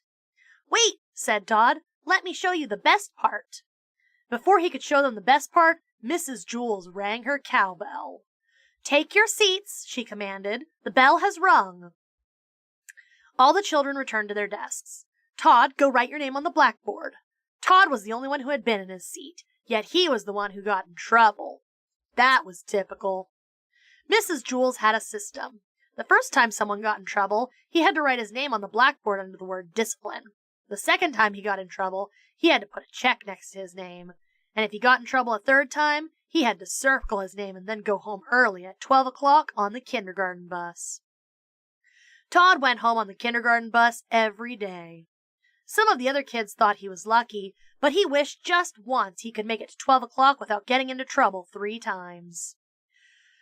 He walked to the front of the room and wrote his name on the blackboard under the word discipline. While Todd was at the board, Joy reached over her desk and into Todd's. She felt around for the toy, but as she tried to lift it out, it caught on something and dropped to the floor. Todd returned to his seat. "Todd, is that your toy on the floor?" asked Mrs. Jules. "Hey, typo! They spelled Mrs. Jules wrong." "Hey, how'd that get there?" asked Todd. "You know the rules, Todd," said Mrs. Jules. "Toys must be kept inside your desk, or else I take them. Now bring it here." Todd gave his toy to Mrs. Jules. "Aw, how precious," cooed Mrs. Jules. "He's the most lovable puppy I've ever seen." She kissed Todd's plastic puppy on its plastic nose. "I guess I can let you off this time," she said, "but try to keep him in your desk." She kissed Todd's toy again, then handed it back to him. "You can erase your name from the board, too." Todd could hardly believe it. For the first time ever, he erased his name from the board. As he headed back to his seat, Mrs. Jules said, "Here, take a Tootsie Roll Pop, too, for the sweet puppy." Todd was amazed. So was Joy. Now, more than ever, she wanted that toy. Out at recess, everyone wanted to see Todd's toy. "It's magic," said Bebe. "It kept you from getting into trouble." "No, Mrs. Jules is just a nice teacher," said Todd. "Here, let me show you the best part." He grabbed hold of the dog's tail and turned it like a crank. Suddenly, the cute floppy ears stood straight up. The mouth opened wide and the teeth grew into sharp fangs. "Wow," breathed Dee Dee. Todd wasn't finished. He pulled the dog's nose and stretched out its face. Its cheeks became thin and bony. The eyes were no longer sweet, but grim and frightening. "What a great toy," said Calvin. The cute little puppy had turned into a mean, hungry, man-eating wolf. "I still haven't shown you the best part," said Todd. But before he could show them the best part, the bell rang, and everyone ran up the stairs to class. "I've got to get that puppy dog," thought Joy as she stared at the back of Todd's neck. "Then I'll never get in trouble again." She didn't know Todd's toy had changed into a man-eating wolf. Her lunchbox was on her lap. She quietly opened it and took out a carton of cranberry juice and a tiny straw. She stuck the straw into the carton and sucked up some juice into it. She waited for Mrs. Jules to turn around, then blew the juice out of the straw. It splattered against Todd's neck. He slapped the back of his neck with his hand. Joy laughed to herself. She sucked up some more juice, took careful aim, and fired. Todd turned around, but Joy already had the straw out of her mouth and was looking down at her book. Todd rubbed his neck and faced front. Joy sucked up more juice and blew it onto Todd's neck. "Hey!" he shouted, turning around. "Leave me alone, Todd. I'm trying to work," said Joy. "Todd, what's the matter with you?" asked Mrs. Jules. "I try to be nice, but you just take advantage. Now go write your name on the blackboard." Todd walked up to the front of the room. He still thought Mrs. Jules was the nicest teacher in the world. He looked up at the clock. It was almost 11. "I might just make it today," he thought. "I might just make it." He started to write his name when he heard a loud scream. He turned around and saw Joy jumping up and down and waving her hand in the air. His toy was biting her pinky, and she couldn't shake it off. "Help!" screamed Joy as she hopped around the room. "Todd, how do I get it off? Todd, please!" Todd smiled. "There," he said. "That's the best part." That's the chapter. That's the chapter. The Todd deserves respect. Joy, what is your problem? Fuck yes, Todd. Free Todd! Free my mans! He did nothing wrong! Honestly real.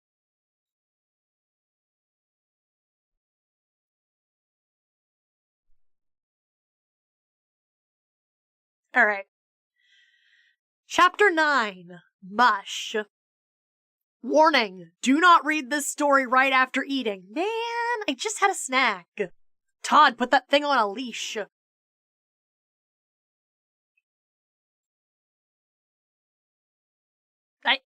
Okay, I didn't mean to do that. Put that thing on a leash? Put that thing on a leash? Joy, get your dog, bitch! He don't bite. Yes, he do!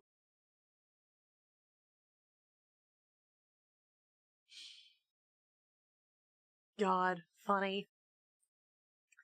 Chapter 9. Mush. Warning, do not read this story right after eating. In fact, don't read it right before eating either. In fact, just to be safe, don't read the story if you're ever planning to eat again. Miss Mush wiped her hands on her apron. She smiled at the children who were lined up at the cafeteria. It warmed her heart to see how much they liked her food.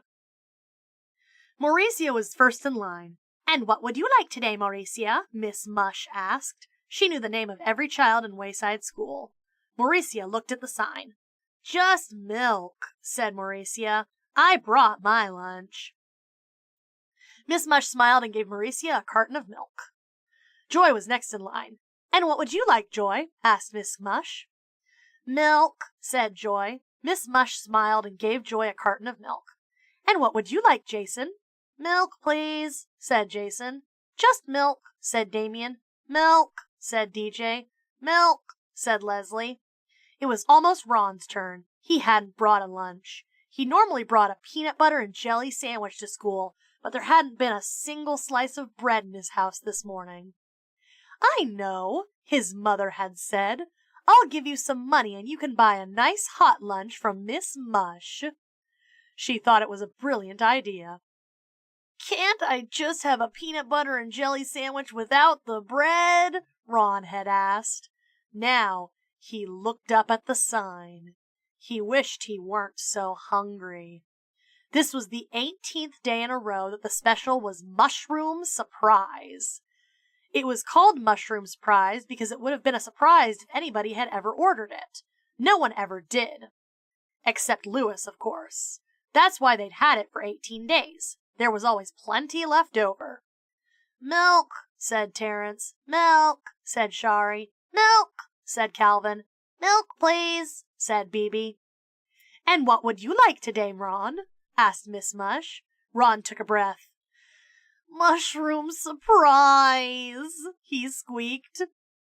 Tears of joy filled Miss Mush's eyes. She blew her nose on her apron, then said, "One mushroom surprise coming right up." Tears came to Ron's eyes, too, but for a different reason. He looked at the mushroom surprise. It was sort of green. So was Ron. Miss Mush proudly dumped a hot lump of mushroom Not blah, blah, blah, blah, blah, blah, blah, blah, blah, blah, blah. Mushroom surprise on a paper plate and handed it to Ron. He put it on his tray, then pushed it over to the cash register where he paid for it. The news quickly spread around the cafeteria, then up and down the stairs and out to the playground. Ron ordered the mushroom surprise! Ron ordered the mushroom surprise! Mrs. Jules was sitting in the teacher's lounge on the 12th floor when Bibi burst into the room. All the teachers were shocked to see her. Bibi, you're not allowed in here, said Mrs. Jules. This is a secret place. Ron ordered the mushroom surprise! Bibi shouted. Then she ran back up to the cafeteria. As Ron sat down at a table, 87 kids crowded around him to watch him eat. I wonder what the surprise is, said Dee Dee. She had the best view. She was pushed right up alongside Ron's chair. Maybe it tastes good, said Leslie. Maybe that's the surprise. No, I think it's called mushroom surprise because after you eat it, it's a surprise if you don't die, said Mac. Lewis eats it. He's not dead, said Jason. Lewis has been eating Miss Mush's food for so long, he's immune to it, said Allison. Ron dug his plastic fork into the goop. He raised it to his mouth. Dana covered her eyes. I can't watch, she exclaimed. Ron opened his mouth wide. The fork entered. He brought the fork out again. It was empty. Ron chewed twice, then swallowed. He ate it! Dee Dee announced for those who couldn't see. Stephen screamed. Said Ron. Not too bad. It sort of tastes like a mixture of bananas and spinach. What's the surprise? Asked Dee Dee. Ron...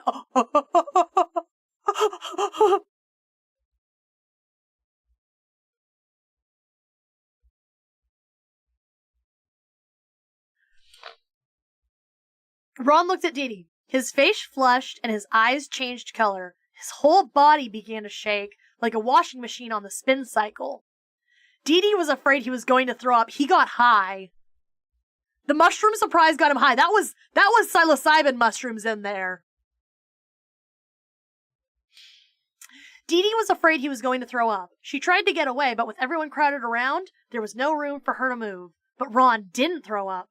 He stood up, put his arms around Dee Dee's neck, and kissed her smack on the lips. He sat back down. His eyes returned to their normal color. Bleh! Said Dee Dee, wiping her mouth on her sleeve. What's the matter? Asked Ron. Don't you know what you just did? Asked Allison. He shrugged. I ate some mushroom surprise. It wasn't bad. Sort of like a mixture of a hot dog and grape jelly. I wonder what the surprise is. He dug his plastic fork back into the goop. Everybody ran away. When Mrs. Jules entered the cafeteria, no one was there except for Ron. He was sitting alone at a table eating mushroom surprise. Mrs. Jules sat down next to him. Hi, Ron, she said. So, how does it taste? And what's the surprise? Ron swallowed another mouthful. He looked at his teacher. His face flushed and his eyes changed color. And that's him. Got him high. Nah, gave him botulism and he's hallucinating as his organs shut down. What kind of mushrooms is in that? Psilocybin. Psilocybin. Calling the police. Yeah. Yeah. Yeah. Yeah. I love potion number 9.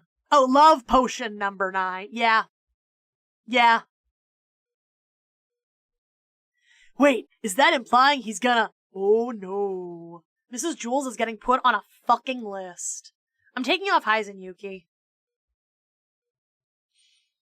I will put on a different hat for you guys, though.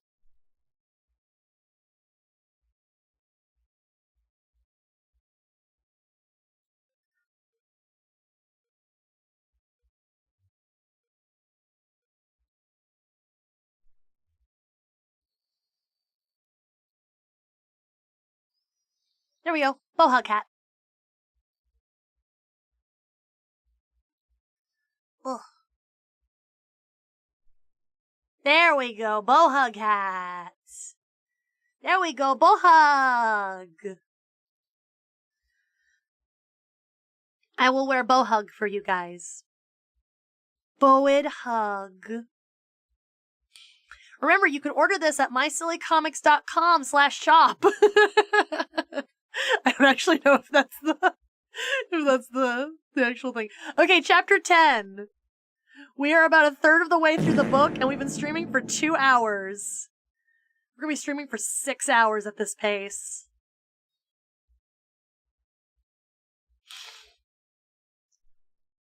Chapter 10. Music. Benjamin still hadn't told anybody he wasn't Mark Miller. His grades had never been better. Mark Miller was a lot smarter than Benjamin Nushmunt, he thought.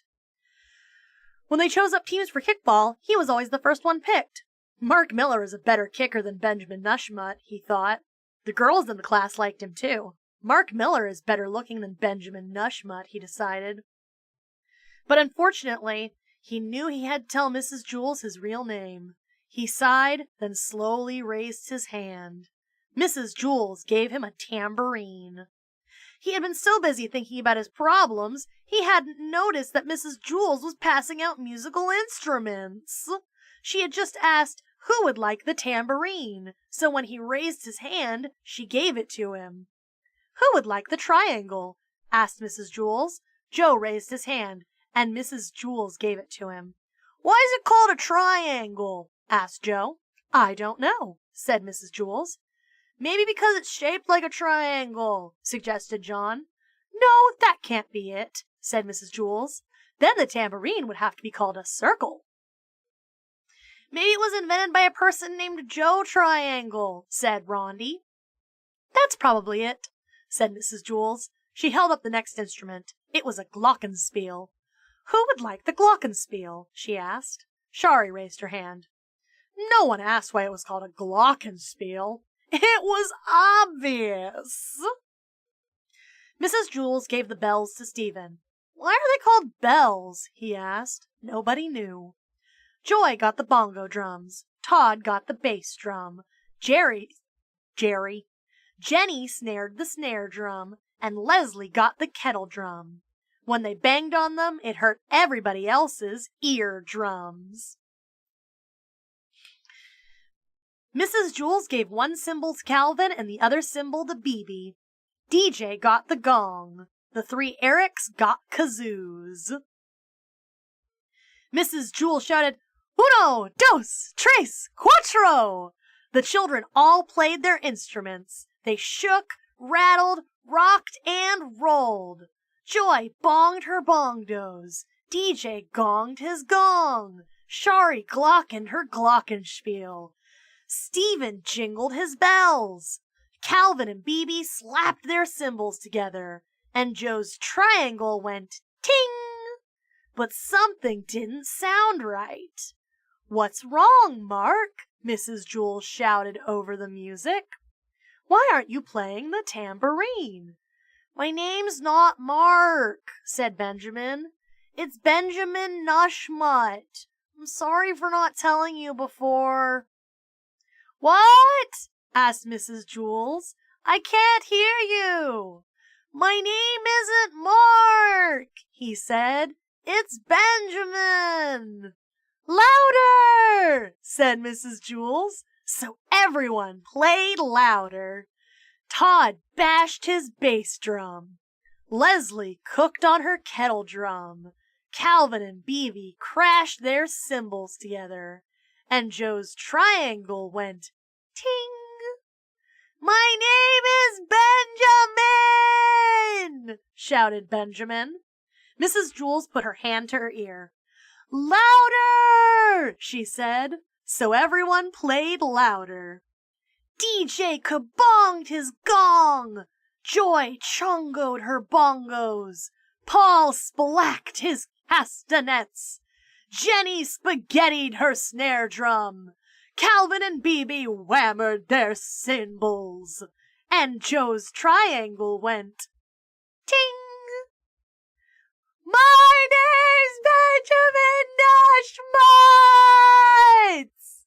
hollered Benjamin Nushmut. Louder!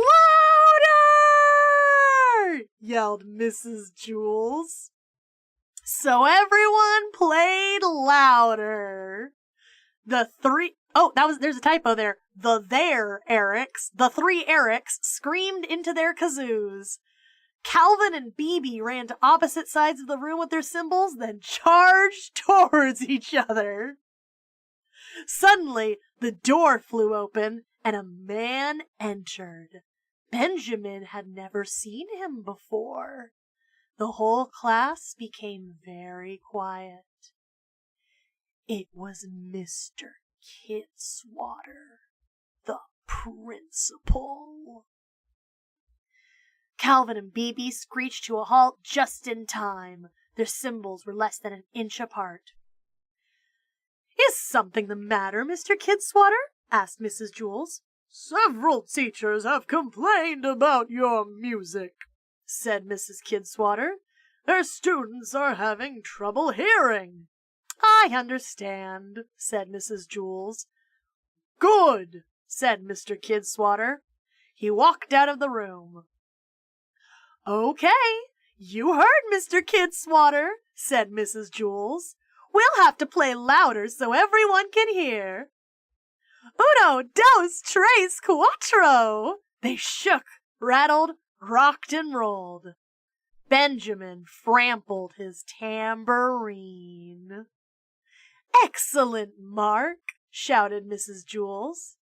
He smiled. He had never played so well before.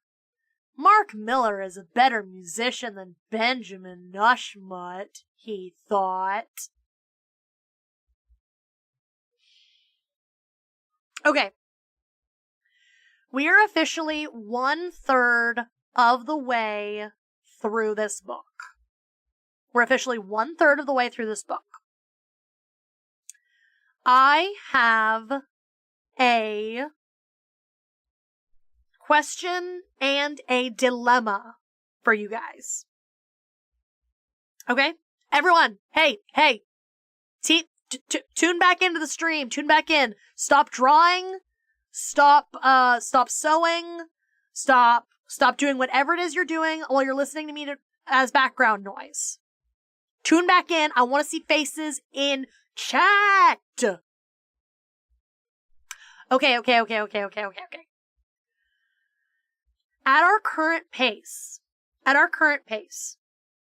we would be streaming for over 6 hours, and I streamed for 4 hours reading the first book. You're on my TV? Good, thank you. I streamed for 4 hours doing the first book, and I like streaming, but doing something like this that's very intense on my voice, because like I'm reading, I'm kind of halfway doing voices. It's really tiring. However, tomorrow, I'm off work pretty early. I get off work at 4 o'clock. So, my dilemma is, would you guys rather I stream until we finish the book and we just marathon it in one? Or would you rather that we stop at chapter 15 and we finish the book tomorrow and we stream tomorrow? More streams, 2 nostalgia book clubs, but I want to know what chat wants. Because I'll finish this book. You could show up Creepcast and beat their 12-hour reading record. For real though, please choose whatever is best for you. Stop at 15 for your voice's sake. Okay. What else do you guys think? Because, like, if someone really wants me to do this in one, I will do it in one. Let's stop at 15. Okay. Okay, cool. Okay, so we're going to read 4 more chapters, and then we'll call stream, and I will stream again tomorrow. I'll stream again tomorrow. I will schedule it tonight after I turn off. After I turn down for the night. I gotta work at 4 tomorrow. I'm so sorry, because that's when it's gonna happen. That's when the stream's gonna happen. But we will finish Wayside School is falling down. Because I think some of these books, because, like, we're pausing and we're chatting, and I wouldn't have a problem streaming for, like, 6 hours straight, reading a book all the way through, if I wasn't doing this after I came home from work. Because, like, it's 9:30 right now where I am, 9:30 in the evening, and I still have to get ready for bed, I have to wind down, I have to settle in, I have to make sure I get a good night's sleep so I can, go to work tomorrow. But yeah, I will stream again tomorrow, and we might have to cut some of these books in half, if we're doing, like, particularly long books, like books like this. Might even be a point where we, like, might need to split it into 3 streams if it's a particularly long book, if we want to finish it in 1 week. But yeah, we'll stop at chapter 15. We'll read chapter 15, so technically we'll stop at chapter 16, but we'll have 15 chapters left. Okay. We're on to chapter 11, Kathy and DJ. Down on the playground, Kathy was singing her favorite song. Wayside School is falling down, falling down, falling down. Wayside School is falling down, my fair lady. Kids go splat as they hit the ground, hit the ground, hit the ground. Kids go splat as they hit the ground, my fair lady. DJ was walking across the playground with his head down. Hi, Dr. Jolly, said Lewis. Lewis called DJ Dr. Jolly because he was always smiling. But now DJ's smile was upside down. He looked up at Lewis. Lewis had never seen such a sad face. What's wrong? He asked. DJ just shook his head, then looked back down at the ground and sadly walked away. Lewis felt like crying. Hey, Lewis, what's wrong with DJ? asked Ron. He's so sad, said Dee Dee. I don't know, said Lewis, shaking his head. Hey, you guys want to play kickball? No thanks, said Dee Dee. I can't have fun when DJ is unhappy. Me neither, said Ron. Oh, God. Across the playground, all the children quit their games when they saw DJ. Nobody could have fun when DJ looked so sad. Except Kathy. She sang, broken bones and blood and gore, blood and gore, blood and gore, broken bones and blood and gore, my fair lady.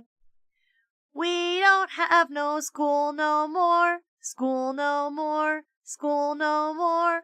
We don't have no school no more, my fair lady.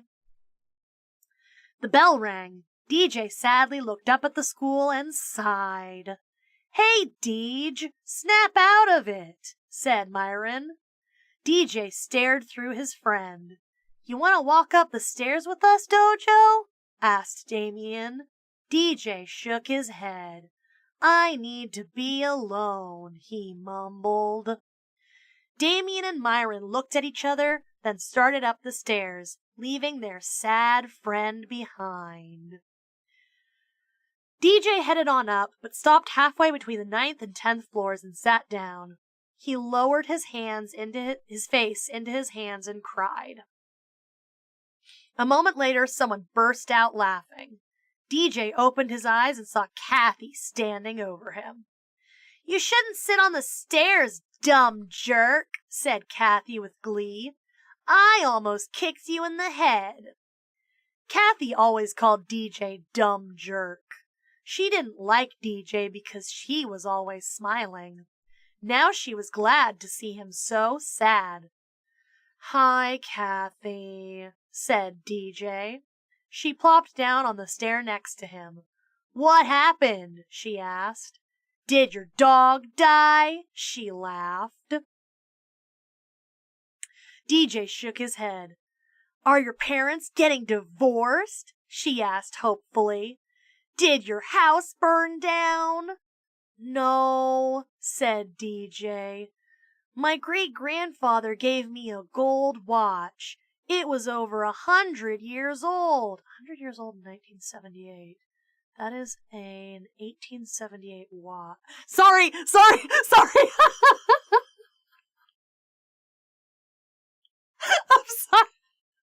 You know how I work in a jewelry store?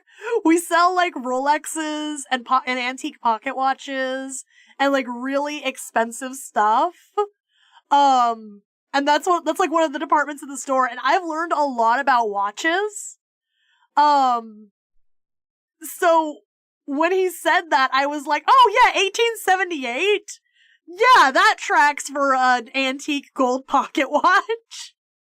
Yuki, you ain't on the job no more. I know I'm not, but like, I immediately went, oh, that's kind of interesting, because that actually tracks for an antique, a pocket watch, because like, there are pocket watches from the I have held pocket watches from the 1800s.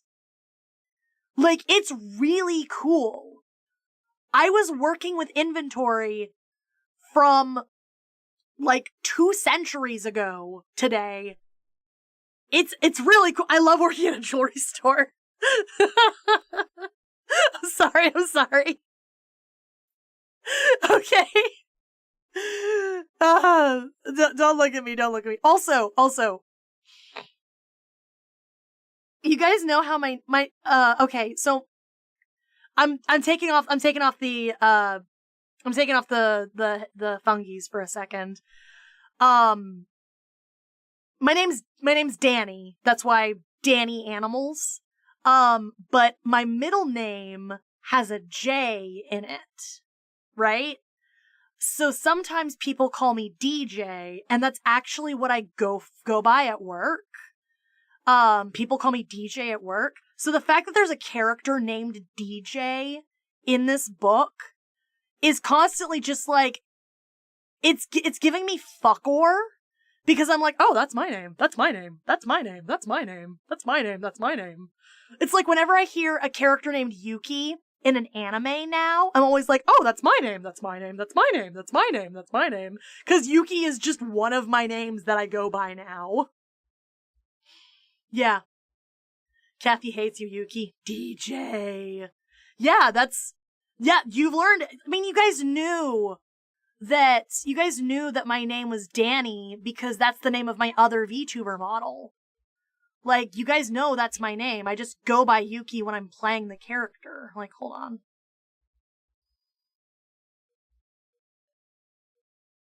This model?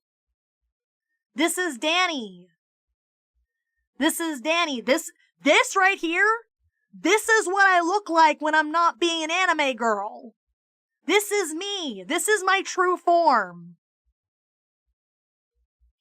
Mine was literally yours, but backwards. That's so funny. But yeah.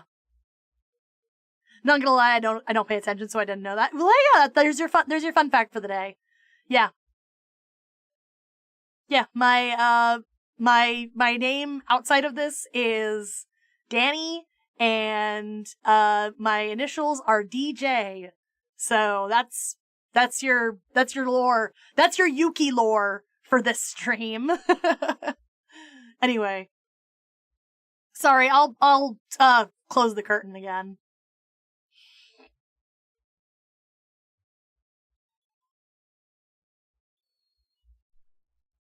I'll close the curtain again. My first name is J and my middle name has a D, saying that like I didn't dox my government name here that one time. OMG, on Logos is John Deere. Riding on a tractor.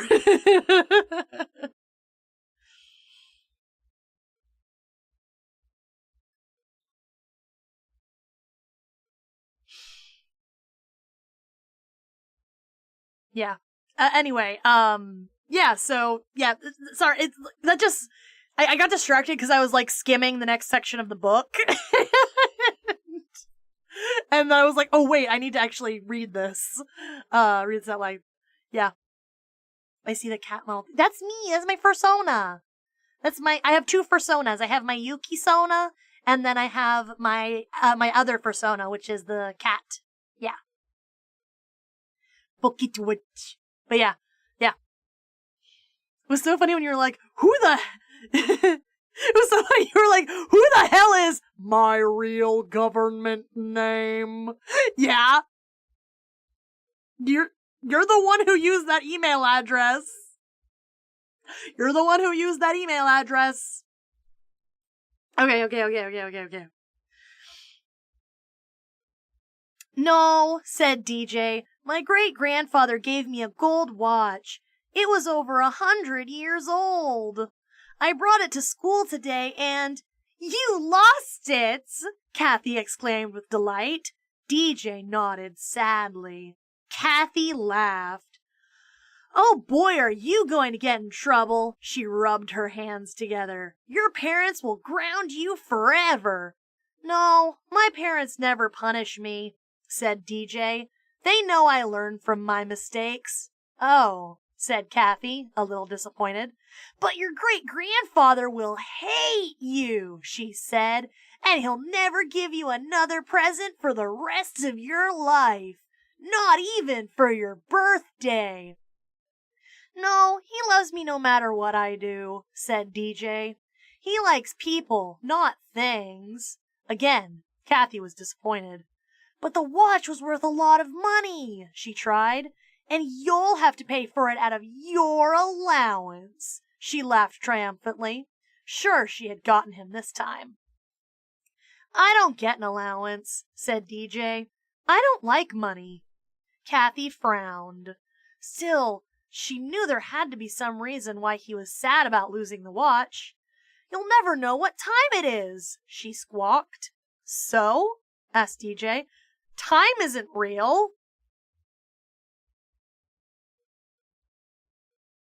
Time isn't real. Yeah, sure. You know what? Based. Time isn't real. Kathy didn't know what DJ meant by that, but she didn't care. Well, if you don't know what time it is, she told him, you'll miss all your favorite television shows. I don't have a favorite television show, said DJ. I never watch television. He thought a moment. I'm not sure if we have a TV in our house or not. Maybe there's one in a closet somewhere. Kathy glared at him. Well, then how come you're so sad you lost that dumb watch? She demanded.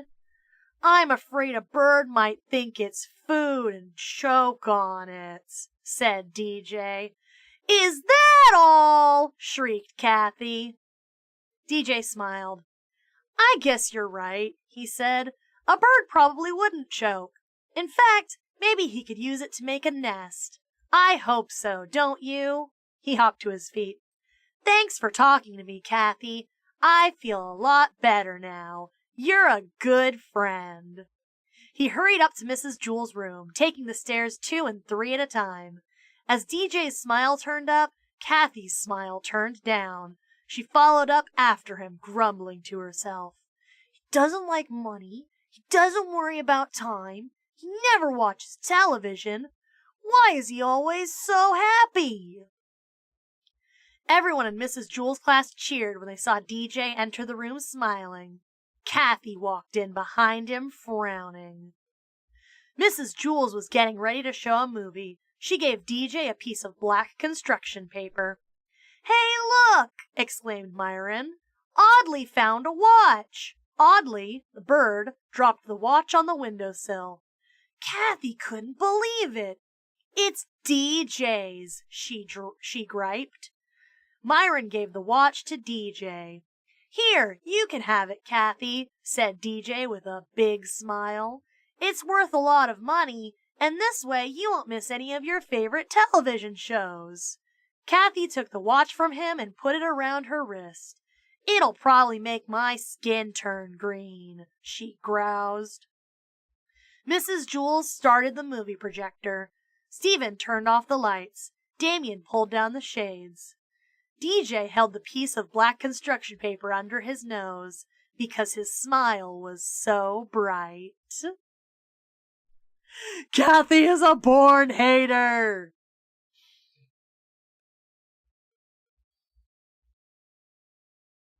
All because of a golden watch. I love how this is also the school of irrational fear. It really is. Audley! My goat! He's a bird.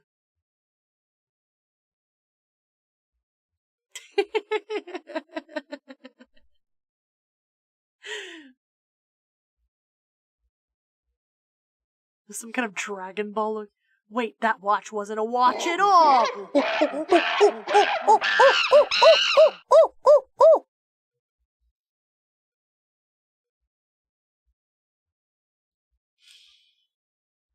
Chapter 12. Pencils. Jason borrowed a pencil from Allison. When he gave it back to her, it was full of teeth marks. Allison held the pencil by its point. Yuck, she said. You chewed on it. Jason felt awful. It's very embarrassing to borrow somebody's pencil and then chew on it. Sorry, he said. I didn't do it on purpose. You can keep it, said Allison. She dropped the pencil on Jason's desk, then raised her hands. Mrs. Jules, can I go to the bathroom? I have to wash my hands. Jason slobbled. Jason slobbled all over my pencil. Everybody laughed. Jason turned red. I'm sorry, Allison, he said. I know it's a disgusting habit. I just can't help it. Don't let Jason touch any of my books, said Allison as she headed out of the room. He might eat them. Everybody laughed again. Here, you can eat my book, Jason, said Todd. I don't like it anyway. Mrs. Jules made Todd write his name on the blackboard under the word discipline. Jason was so mad at himself, he broke the chewed-up pencil to bits. That wasn't a smart thing to do. Everybody take out a pencil and a piece of paper, said Mrs. Jules. It's time for our spelling tests. Jason slapped himself on the forehead. I'm so stupid, he thought. Rondi, may I borrow a pencil, please? He asked. Rondi made a face. All my pencils are new, she said. How do I know you won't eat it? I won't, said Jason. I promise. You better not, said Rondi. She gave him one of her pencils. It was new and freshly sharpened. Jason liked the way it smelled. The first word is orchestra, said Mrs. Jules. Jason tried to remember how to spell orchestra. He stuck the back of the pencil in his mouth. Second word, garbanzo. Hey, I'm Lagus. Said your name. Jason chewed on the eraser. When the spelling test was over, Rondi's pencil was worse than Allison's. Jason looked at it in horror. He didn't even remember chewing it. Oh no, he thought. What am I gonna do? He stuck it inside his desk. Jason, may I have my pencil back, please? Asked Rondi. What pencil? Asked Jason. The one I lent you, said Rondi. Jason opened his desk and pretended to look for it. I don't know where it is, he said. Mrs. Jules, Jason stole my pencil, called Rondi. Jason, give Rondi back her pencil, said Mrs. Jules. He gave it to her. You chewed on it, exclaimed Rondi. Everyone laughed. No, I didn't, said Jason. Those are your teeth marks. How can they be my teeth marks? Asked Rondi. She smiled. She was missing her 2 front teeth. So, said Jason, you don't chew pencils with your front teeth. You chew them with your back teeth. How do you know? Asked Rondi. Mrs. Jules made Jason write his name on the board under the word discipline because he chewed Rondi's pencil and then lied about it. And try not to eat the chalk, she said. Everyone laughed. Rondi threw the chewed up pencil out the window. It hit Lewis on the head. Mrs. Jules gave Damien a stack of worksheets and asked him to pass them out. They contained arithmetic problems. Jason had to borrow another pencil. "Allison, may I borrow another pencil, please?" he asked. "Eat my socks," said Allison. That wasn't such a bad idea, Jason realized. If he stuffed a sock in his mouth, he wouldn't be able to chew a pencil. Myron looked at his worksheet. "I don't feel like doing this stuff," he said. "Here, Jason, you can have my pencil." "Thanks, Myron," said Jason. "I promise not to chew it." He hoped he'd be able to keep his promise. He thought about asking Mrs. Jules for a Tootsie Roll Pop. If I'm sucking on that, I won't chew Myron's pencil. And a Tootsie Roll Pop would probably taste better than Allison's socks. But he didn't know for sure, because he had never tasted Allison's socks. But before he could ask Mrs. Jules called him. "Jason, will you come here for a moment?" she said. "I think I know how to keep you from chewing pencils." Jason smiled as he walked up to her desk. "I like the purple ones," he told her. But Mrs. Jules didn't give him a Tootsie Roll Pop. Instead, she taped his mouth shut with heavy-duty masking tape. She had to use a lot of tape because Jason had the second biggest mouth in class. "There," she said. Jason started back to his seat. "Aren't you even going to say thank you?" asked Mrs. Jules. "Mm-hmm," said Jason. "You're welcome," said Mrs. Jules. "Hey, Jason," teased Allison. "You look like a mummy." "Don't sneeze," said Rondi. "You'll blow your head off." They both laughed. Jason said back to them. It was a very bad thing to say. He wasn't supposed to use words like that. What did he say to them? What did he say to them? Did he say, "Shut the fuck up, bitches"? Did he say, "Go fuck yourself, sluts"? What did he say? What did he say? "You better not pull the tape off," said Rondi. "You might rip off your lips." He said a racial slur. Fuck you guys. Fuck off out of here. They both laughed again. Jason had never been more embarrassed in his whole life. His ears burned as he set to work on the arithmetic problems. They were tough problems. Several times the pencil crashed against the tape, but the tape held firm. Mrs. Jules was very proud of herself. Not only did the tape protect Myron's pencil, but Mrs. Jules also noticed that Jason was quieter than he'd ever been. "I should tape all their mouths shut," she thought. "Then they'd all be so nice and quiet." It was such a good idea, she wondered why no other teacher had ever thought of it before. Teacher of the fucking year. Teacher of the fucking century here. She's a fey trickster, I'm telling you.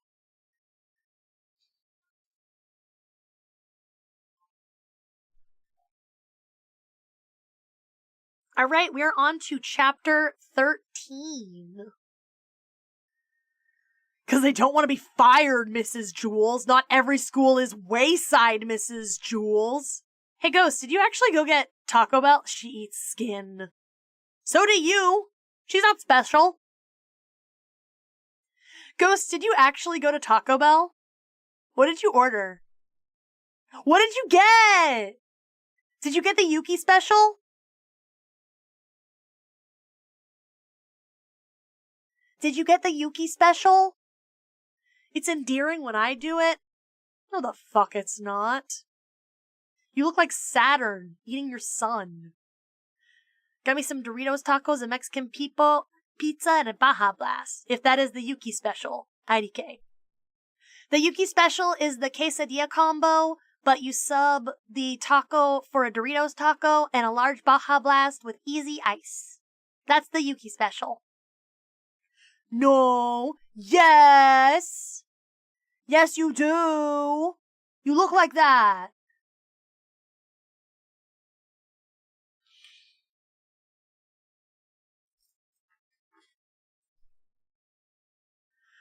Chapter 13. A giggle box, a leaky faucet, and a foghorn. Every day after lunch, Mrs. Jules read a story to the class. Dana hated stories. The last book Mrs. Jules had read was a story about a pig and a spider. The pig was real cute, and the spider was very wise. Dana thought it was a horrible book. It made her laugh too much. Everyone else laughed too, but the problem was that Dana always kept laughing long after everyone else in the class had stopped. It was very embarrassing. And sometimes she broke out laughing at a part that wasn't even funny, because she remembered something funny that had happened earlier. John called her a giggle box. That only made her laugh harder. Once, she broke up laughing in the middle of an arithmetic test because she remembered something funny the pig had said. "There goes the giggle box," said John. She hated John. But that wasn't the worst part of the book. In the end, the spider died. Dana couldn't stop crying, and she thought it was so silly, too, because in real life, she didn't even like spiders. She squashed them all the time. John called her a leaky faucet. "Somebody better call a plumber to fix the leaky faucet," he said. She laughed through her tears. She hated John. Once in music, they had learned a song about a dragon. When the song begins, the dragon is very brave, but then he loses his only friend, so he isn't brave anymore. He just goes back to his cave, where he is sad and lonely for the rest of his life. The song always made Dana cry. Every recess, John and Joe would chase after her, singing it. She'd run across the playground with her hands over her ears and tears streaming down her face. The bell rang. Lunch was over. Dana nervously walked up the stairs to Mrs. Jules' room. Mrs. Jules would start a new book today. She hoped it wouldn't be funny or sad. She hoped Mrs. Jules would read a boring story with no jokes. When she got to class, John and Joe were standing by her desk waiting for her. "Happy birthday, Dana," said John. He was holding a present. It was wrapped in green paper and had a pink bow. "But it's not my birthday," said Dana. "Well, that's okay," said John. "You can have it anyway, since I'm always teasing you." He and Joe snickered. Dana eagerly tore off the wrapping paper. Maybe John wasn't so bad after all, she thought. It was a box of tissues. John and Joe laughed hysterically. "That's not funny," said Dana. She raised her fists and started to chase after them. Mrs. Jules rang her cowbell, and all of the children settled quietly into their seats. "We are ready to begin a new story," said Mrs. Jules. Oh, God.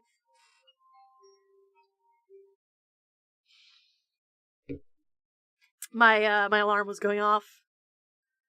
I could hear it before it was going off, so I had to reach for it.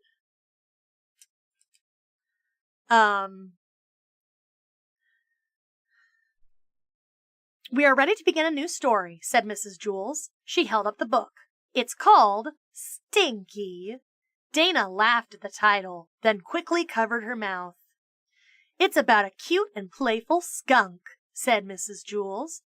"Oh, no!" gasped Dana. She knew animal stories always made her cry. The animal's mother would get shot by human hunters. Or else humans would build a shopping center and destroy the animal's home. She hated humans.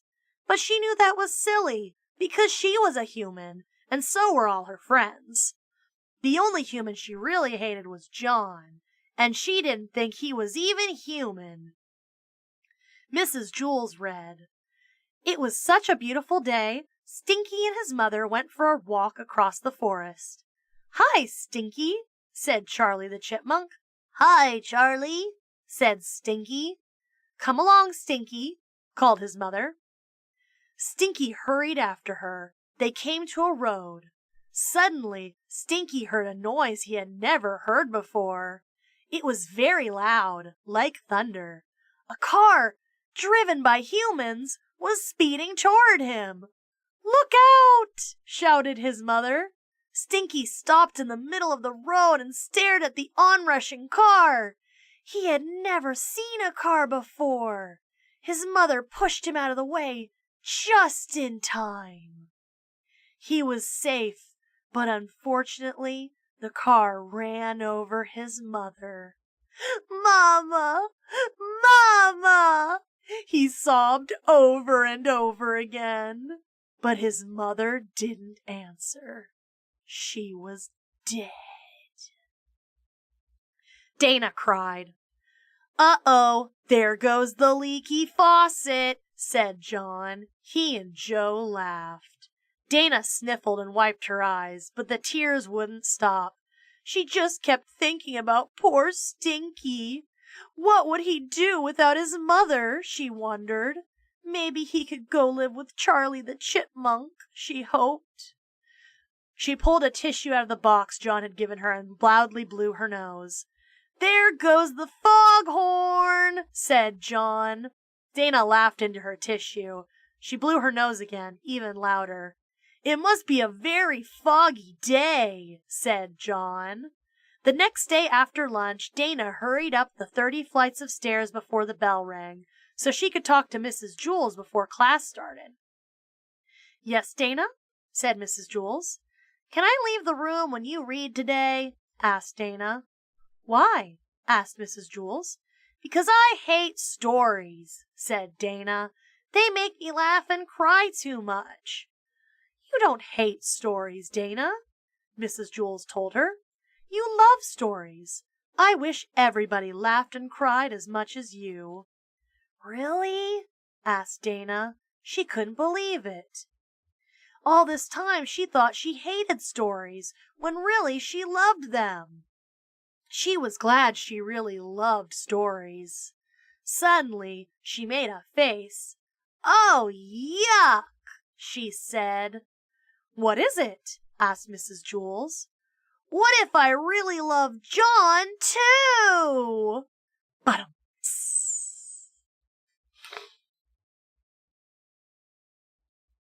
And that was chapter 13.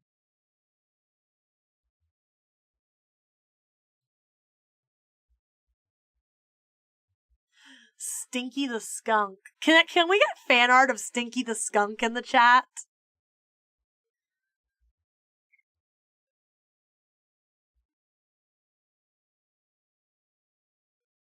Can we get fan art of Stinky the Skunk? I want to see Stinky the Skunk in the chat. I want Stinky. I want Stinky! There we go. There's Stinky. There's our boy. There's our boy with the dead mother. There's our favorite orphan.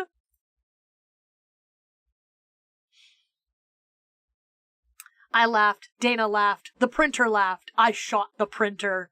God.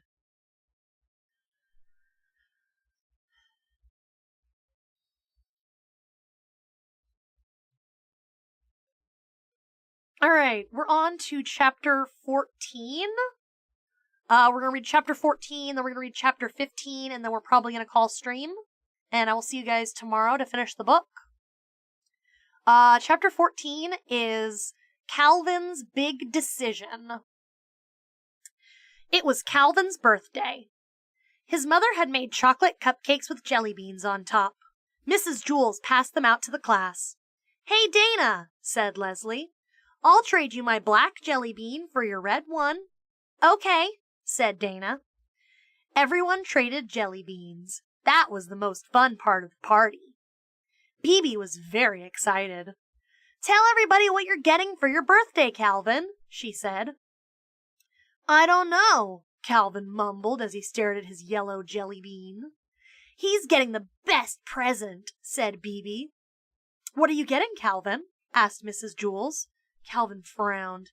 "I don't know," he griped. "I mean, I know what it is, but I don't know what it is." "Huh?" asked Jason. "See, I usually get toys," Calvin tried to explain, "but they always break, or get lost, or something happens to them. But this year, I'm getting something I'll never lose. I'll have it for the rest of my life." "What is it?" asked Terrence. "A tattoo!" said Calvin. "Oh, how neat!" exclaimed Mauricia. Everyone thought it was a great present. "You're so lucky, Calvin," said Rondi.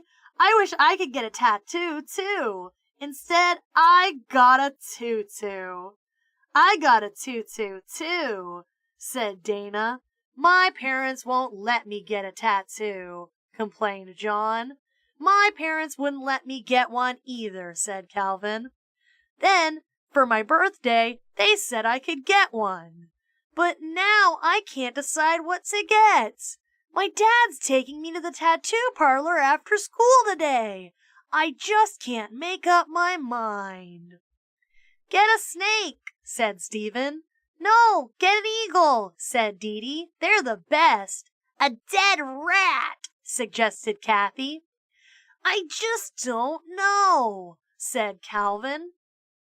"I've never had to make such a tough decision. Nothing else I do matters very much. It's not like choosing jelly beans.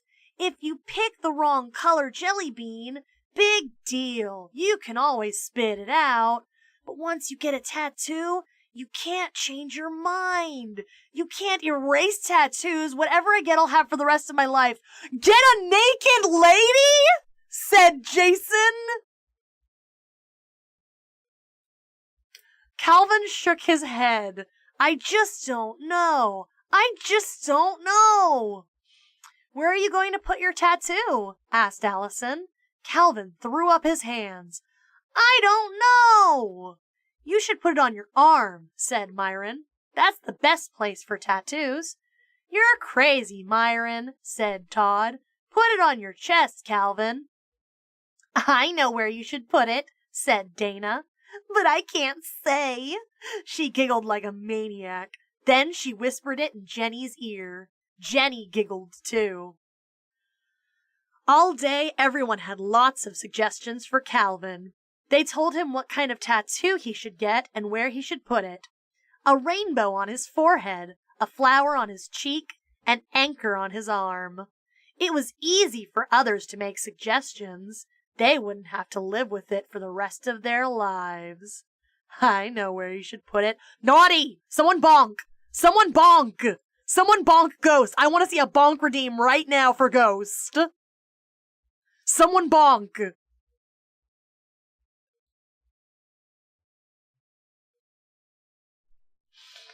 I feel like I remember this chapter.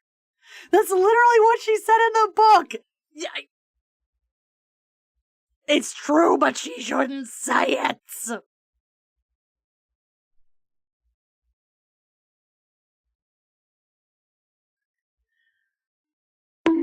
Get bonked, idiot! Get bonked, idiot! Get friggin' bonked! And before they accidentally get an extremely racist tattoo because they saw it on TV. I can't remember what he actually ends up getting, but he does end up getting a tattoo. I think he ends up getting like a hermit crab or something. Like something really lame that everyone thinks is like, what the fuck? You should have a sound redeem that's David Hayter's snake dying. I should have an Eraserhead Baby redeem. Eraserhead Baby would be really good.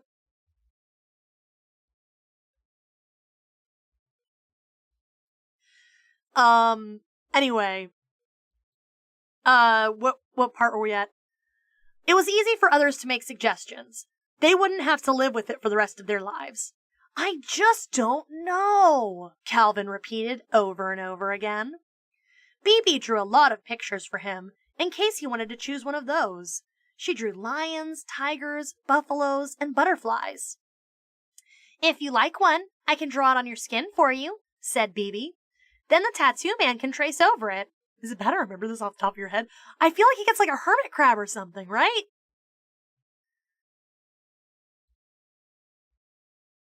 I just don't know, muttered Calvin. I just don't know. After school, Calvin's father picked him up and drove him to the tattoo parlor. The next day when he walked into class, everyone stared at him. They couldn't see a tattoo. Did you get one? Asked Mauricia. Calvin smiled. Yep, he said. Where is it? Asked Jason. Dana gasped. I know where, she exclaimed. She and Jenny giggled. Well, what'd you get? Asked Todd. It was a real tough decision, said Calvin. I almost got a leopard fighting a snake, but then my dad told me to think about it. He said it was sort of like getting a second nose. You may think you want another nose, because that way if one nose gets stuffed up, you can breathe through the other nose. But then he asked me, Calvin, do you really want two noses? Your father is very wise, said Mrs. Jules. Calvin nodded. That made me think, he said. I decided I didn't want a snake and a leopard fighting on my body for the rest of my life. I suddenly knew exactly what I wanted. He pulled up his left pant leg. There was a small tattoo just above his ankle. Everyone crowded around to look at it. A potato! Exclaimed Leslie. How stupid! That's the worst tattoo in the world, said Mac. They all thought it was a dumb tattoo. Anything is better than a potato, said Jason. It's a pretty potato, said Beavy, trying to be nice. I wish I could draw potatoes that good. But even Beebe thought it was a dumb tattoo. I like potatoes, said Calvin. I would hope so, said Mrs. Jules. Calvin could tell Mrs. Jules didn't like his tattoo either. I would have gotten an eagle, said Dee Dee, soaring across the sky. Not me, said Terrence. I would have gotten a lion. I would have gotten a kangaroo, said Leslie. All day, everyone told Calvin what they would have gotten. A fire-breathing dragon, a lightning bolt, a creature from outer space. None of them said they would have gotten a potato. But Calvin knew better. He knew it was easy for his friends to say what they would have gotten because they really hadn't had to choose. He was the only one who really knew what it was like to pick a tattoo. Even Mrs. Jules didn't know that. He looked at his potato. He smiled. It made him happy. He was sure he had made the right choice. At least, he was pretty sure.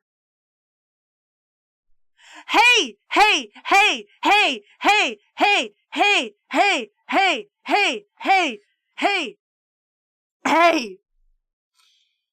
If someone super chats right now, I will get a potato tattoo on my ankle.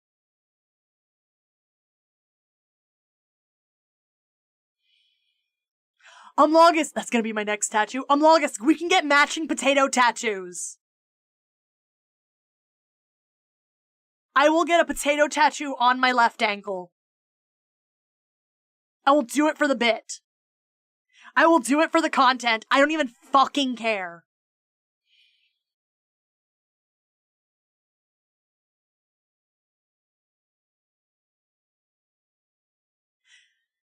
It's not letting me do...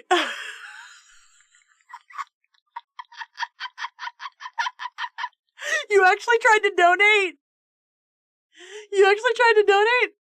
Does this link still work? It keeps saying something went wrong. Try again later. That's so weird. Hold on. Let me see if this link still works. It's possible that the link doesn't work right now.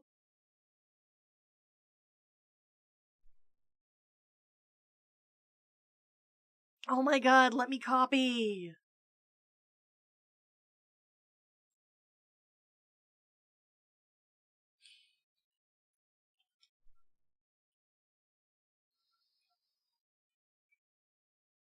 I'm manually typing this in.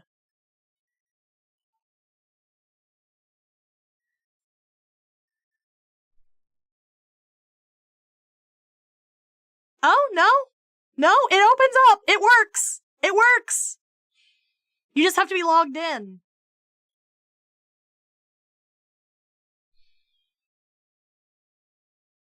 Yeah, it loads up for me.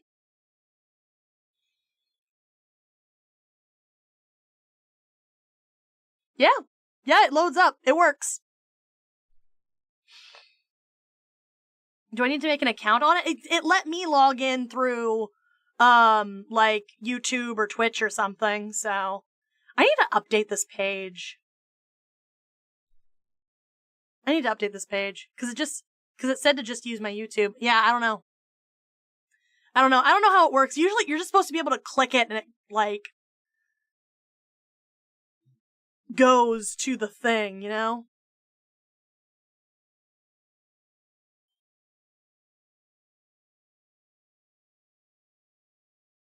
I don't know why I'm looking at this right now. I have a book I'm supposed to be reading. Right now. But I'm looking at I'm looking at Stream Elements, my tip jar. Sorry, I'll stop being distracted. Anyway. Here we go.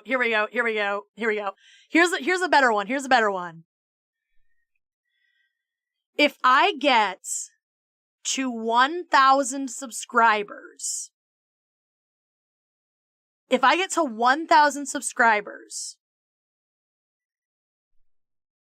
before the end of the month, that is August 1st, July 31st, if I get to 1,000 subscribers, I will get a tattoo of a potato on my ankle. I will do it. Or, oh no, what was it?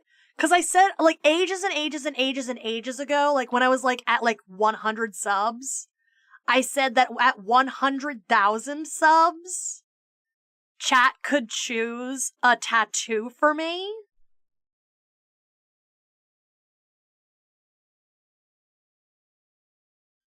And I might put, I might put potato on. Cause I don't know, a tattoo is like it's a big commitment. A tattoo's a big commitment. Like, a tattoo's not like getting a leopard gecko. A tattoo's there for, like, he was right, you know? Tattoo's a big commitment. My personal rule for tattoos is that I have to be married to a design for 1 year, and to the placement for 1 year. I have to know exactly where I want it on my body, and I have to know exactly what I'm getting on my body, and I have to want it for more than a year before I actually can get a tattoo. A tattoo is not like getting a leopard gecko. It's a big commitment. It's like getting an African gray parrot. Exactly. You understand. Or even worse, a sulcata tortoise. Tortoises live even longer than African greys. But yeah. Alright, we are on chapter 15. She's back.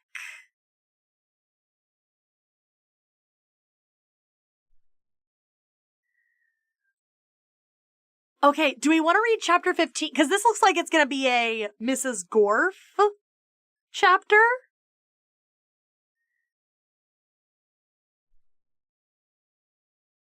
Do we want to read the Mrs. Gorf chapter, or do we want to leave it for, tomorrow? The more we read today, the less we have to read tomorrow. So, I'm in favor for whatever you guys want to do. Maybe open stream with it tomorrow?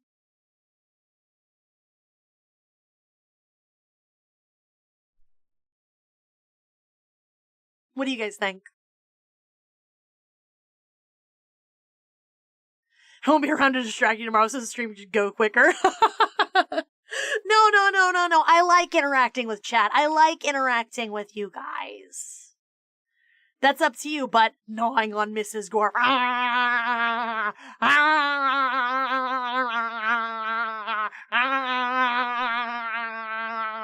That's you. That's you right now.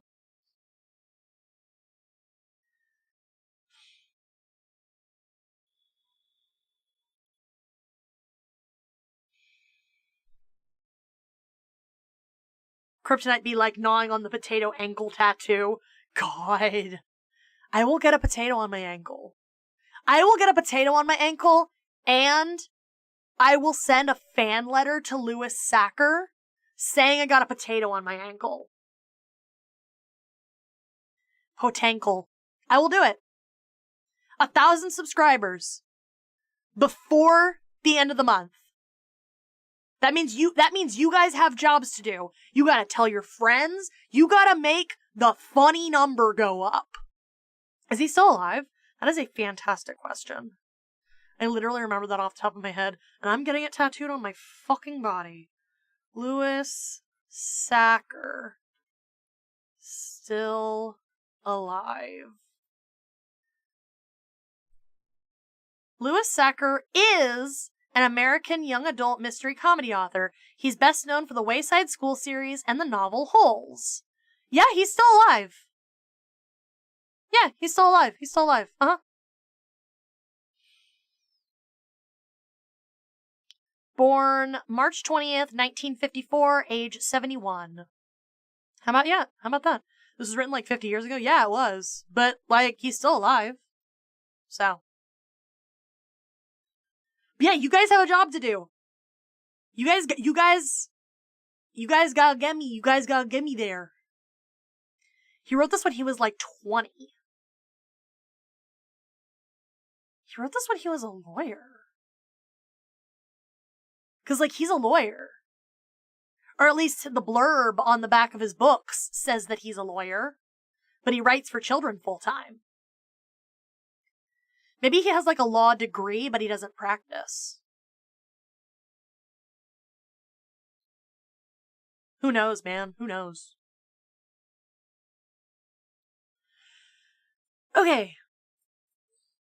Lewis Sacker, attorney at Hole. Dun dun. Wait, that's CSI. Okay.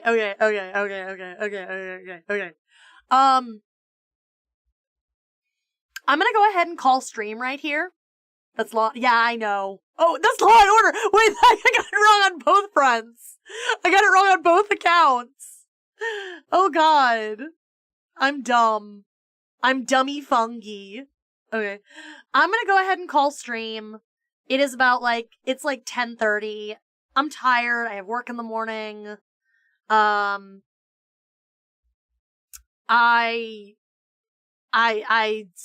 do a lot of I do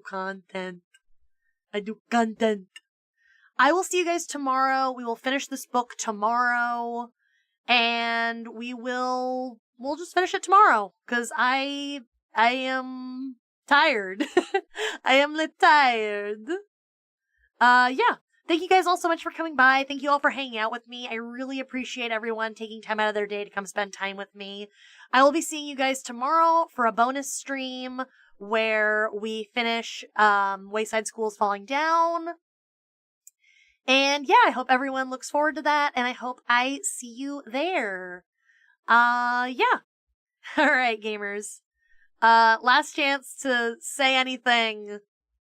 If you want to say it. Good night. Good night. Good night. Good night. Bye. Bye. I'll see you on the flip side, my silly ones.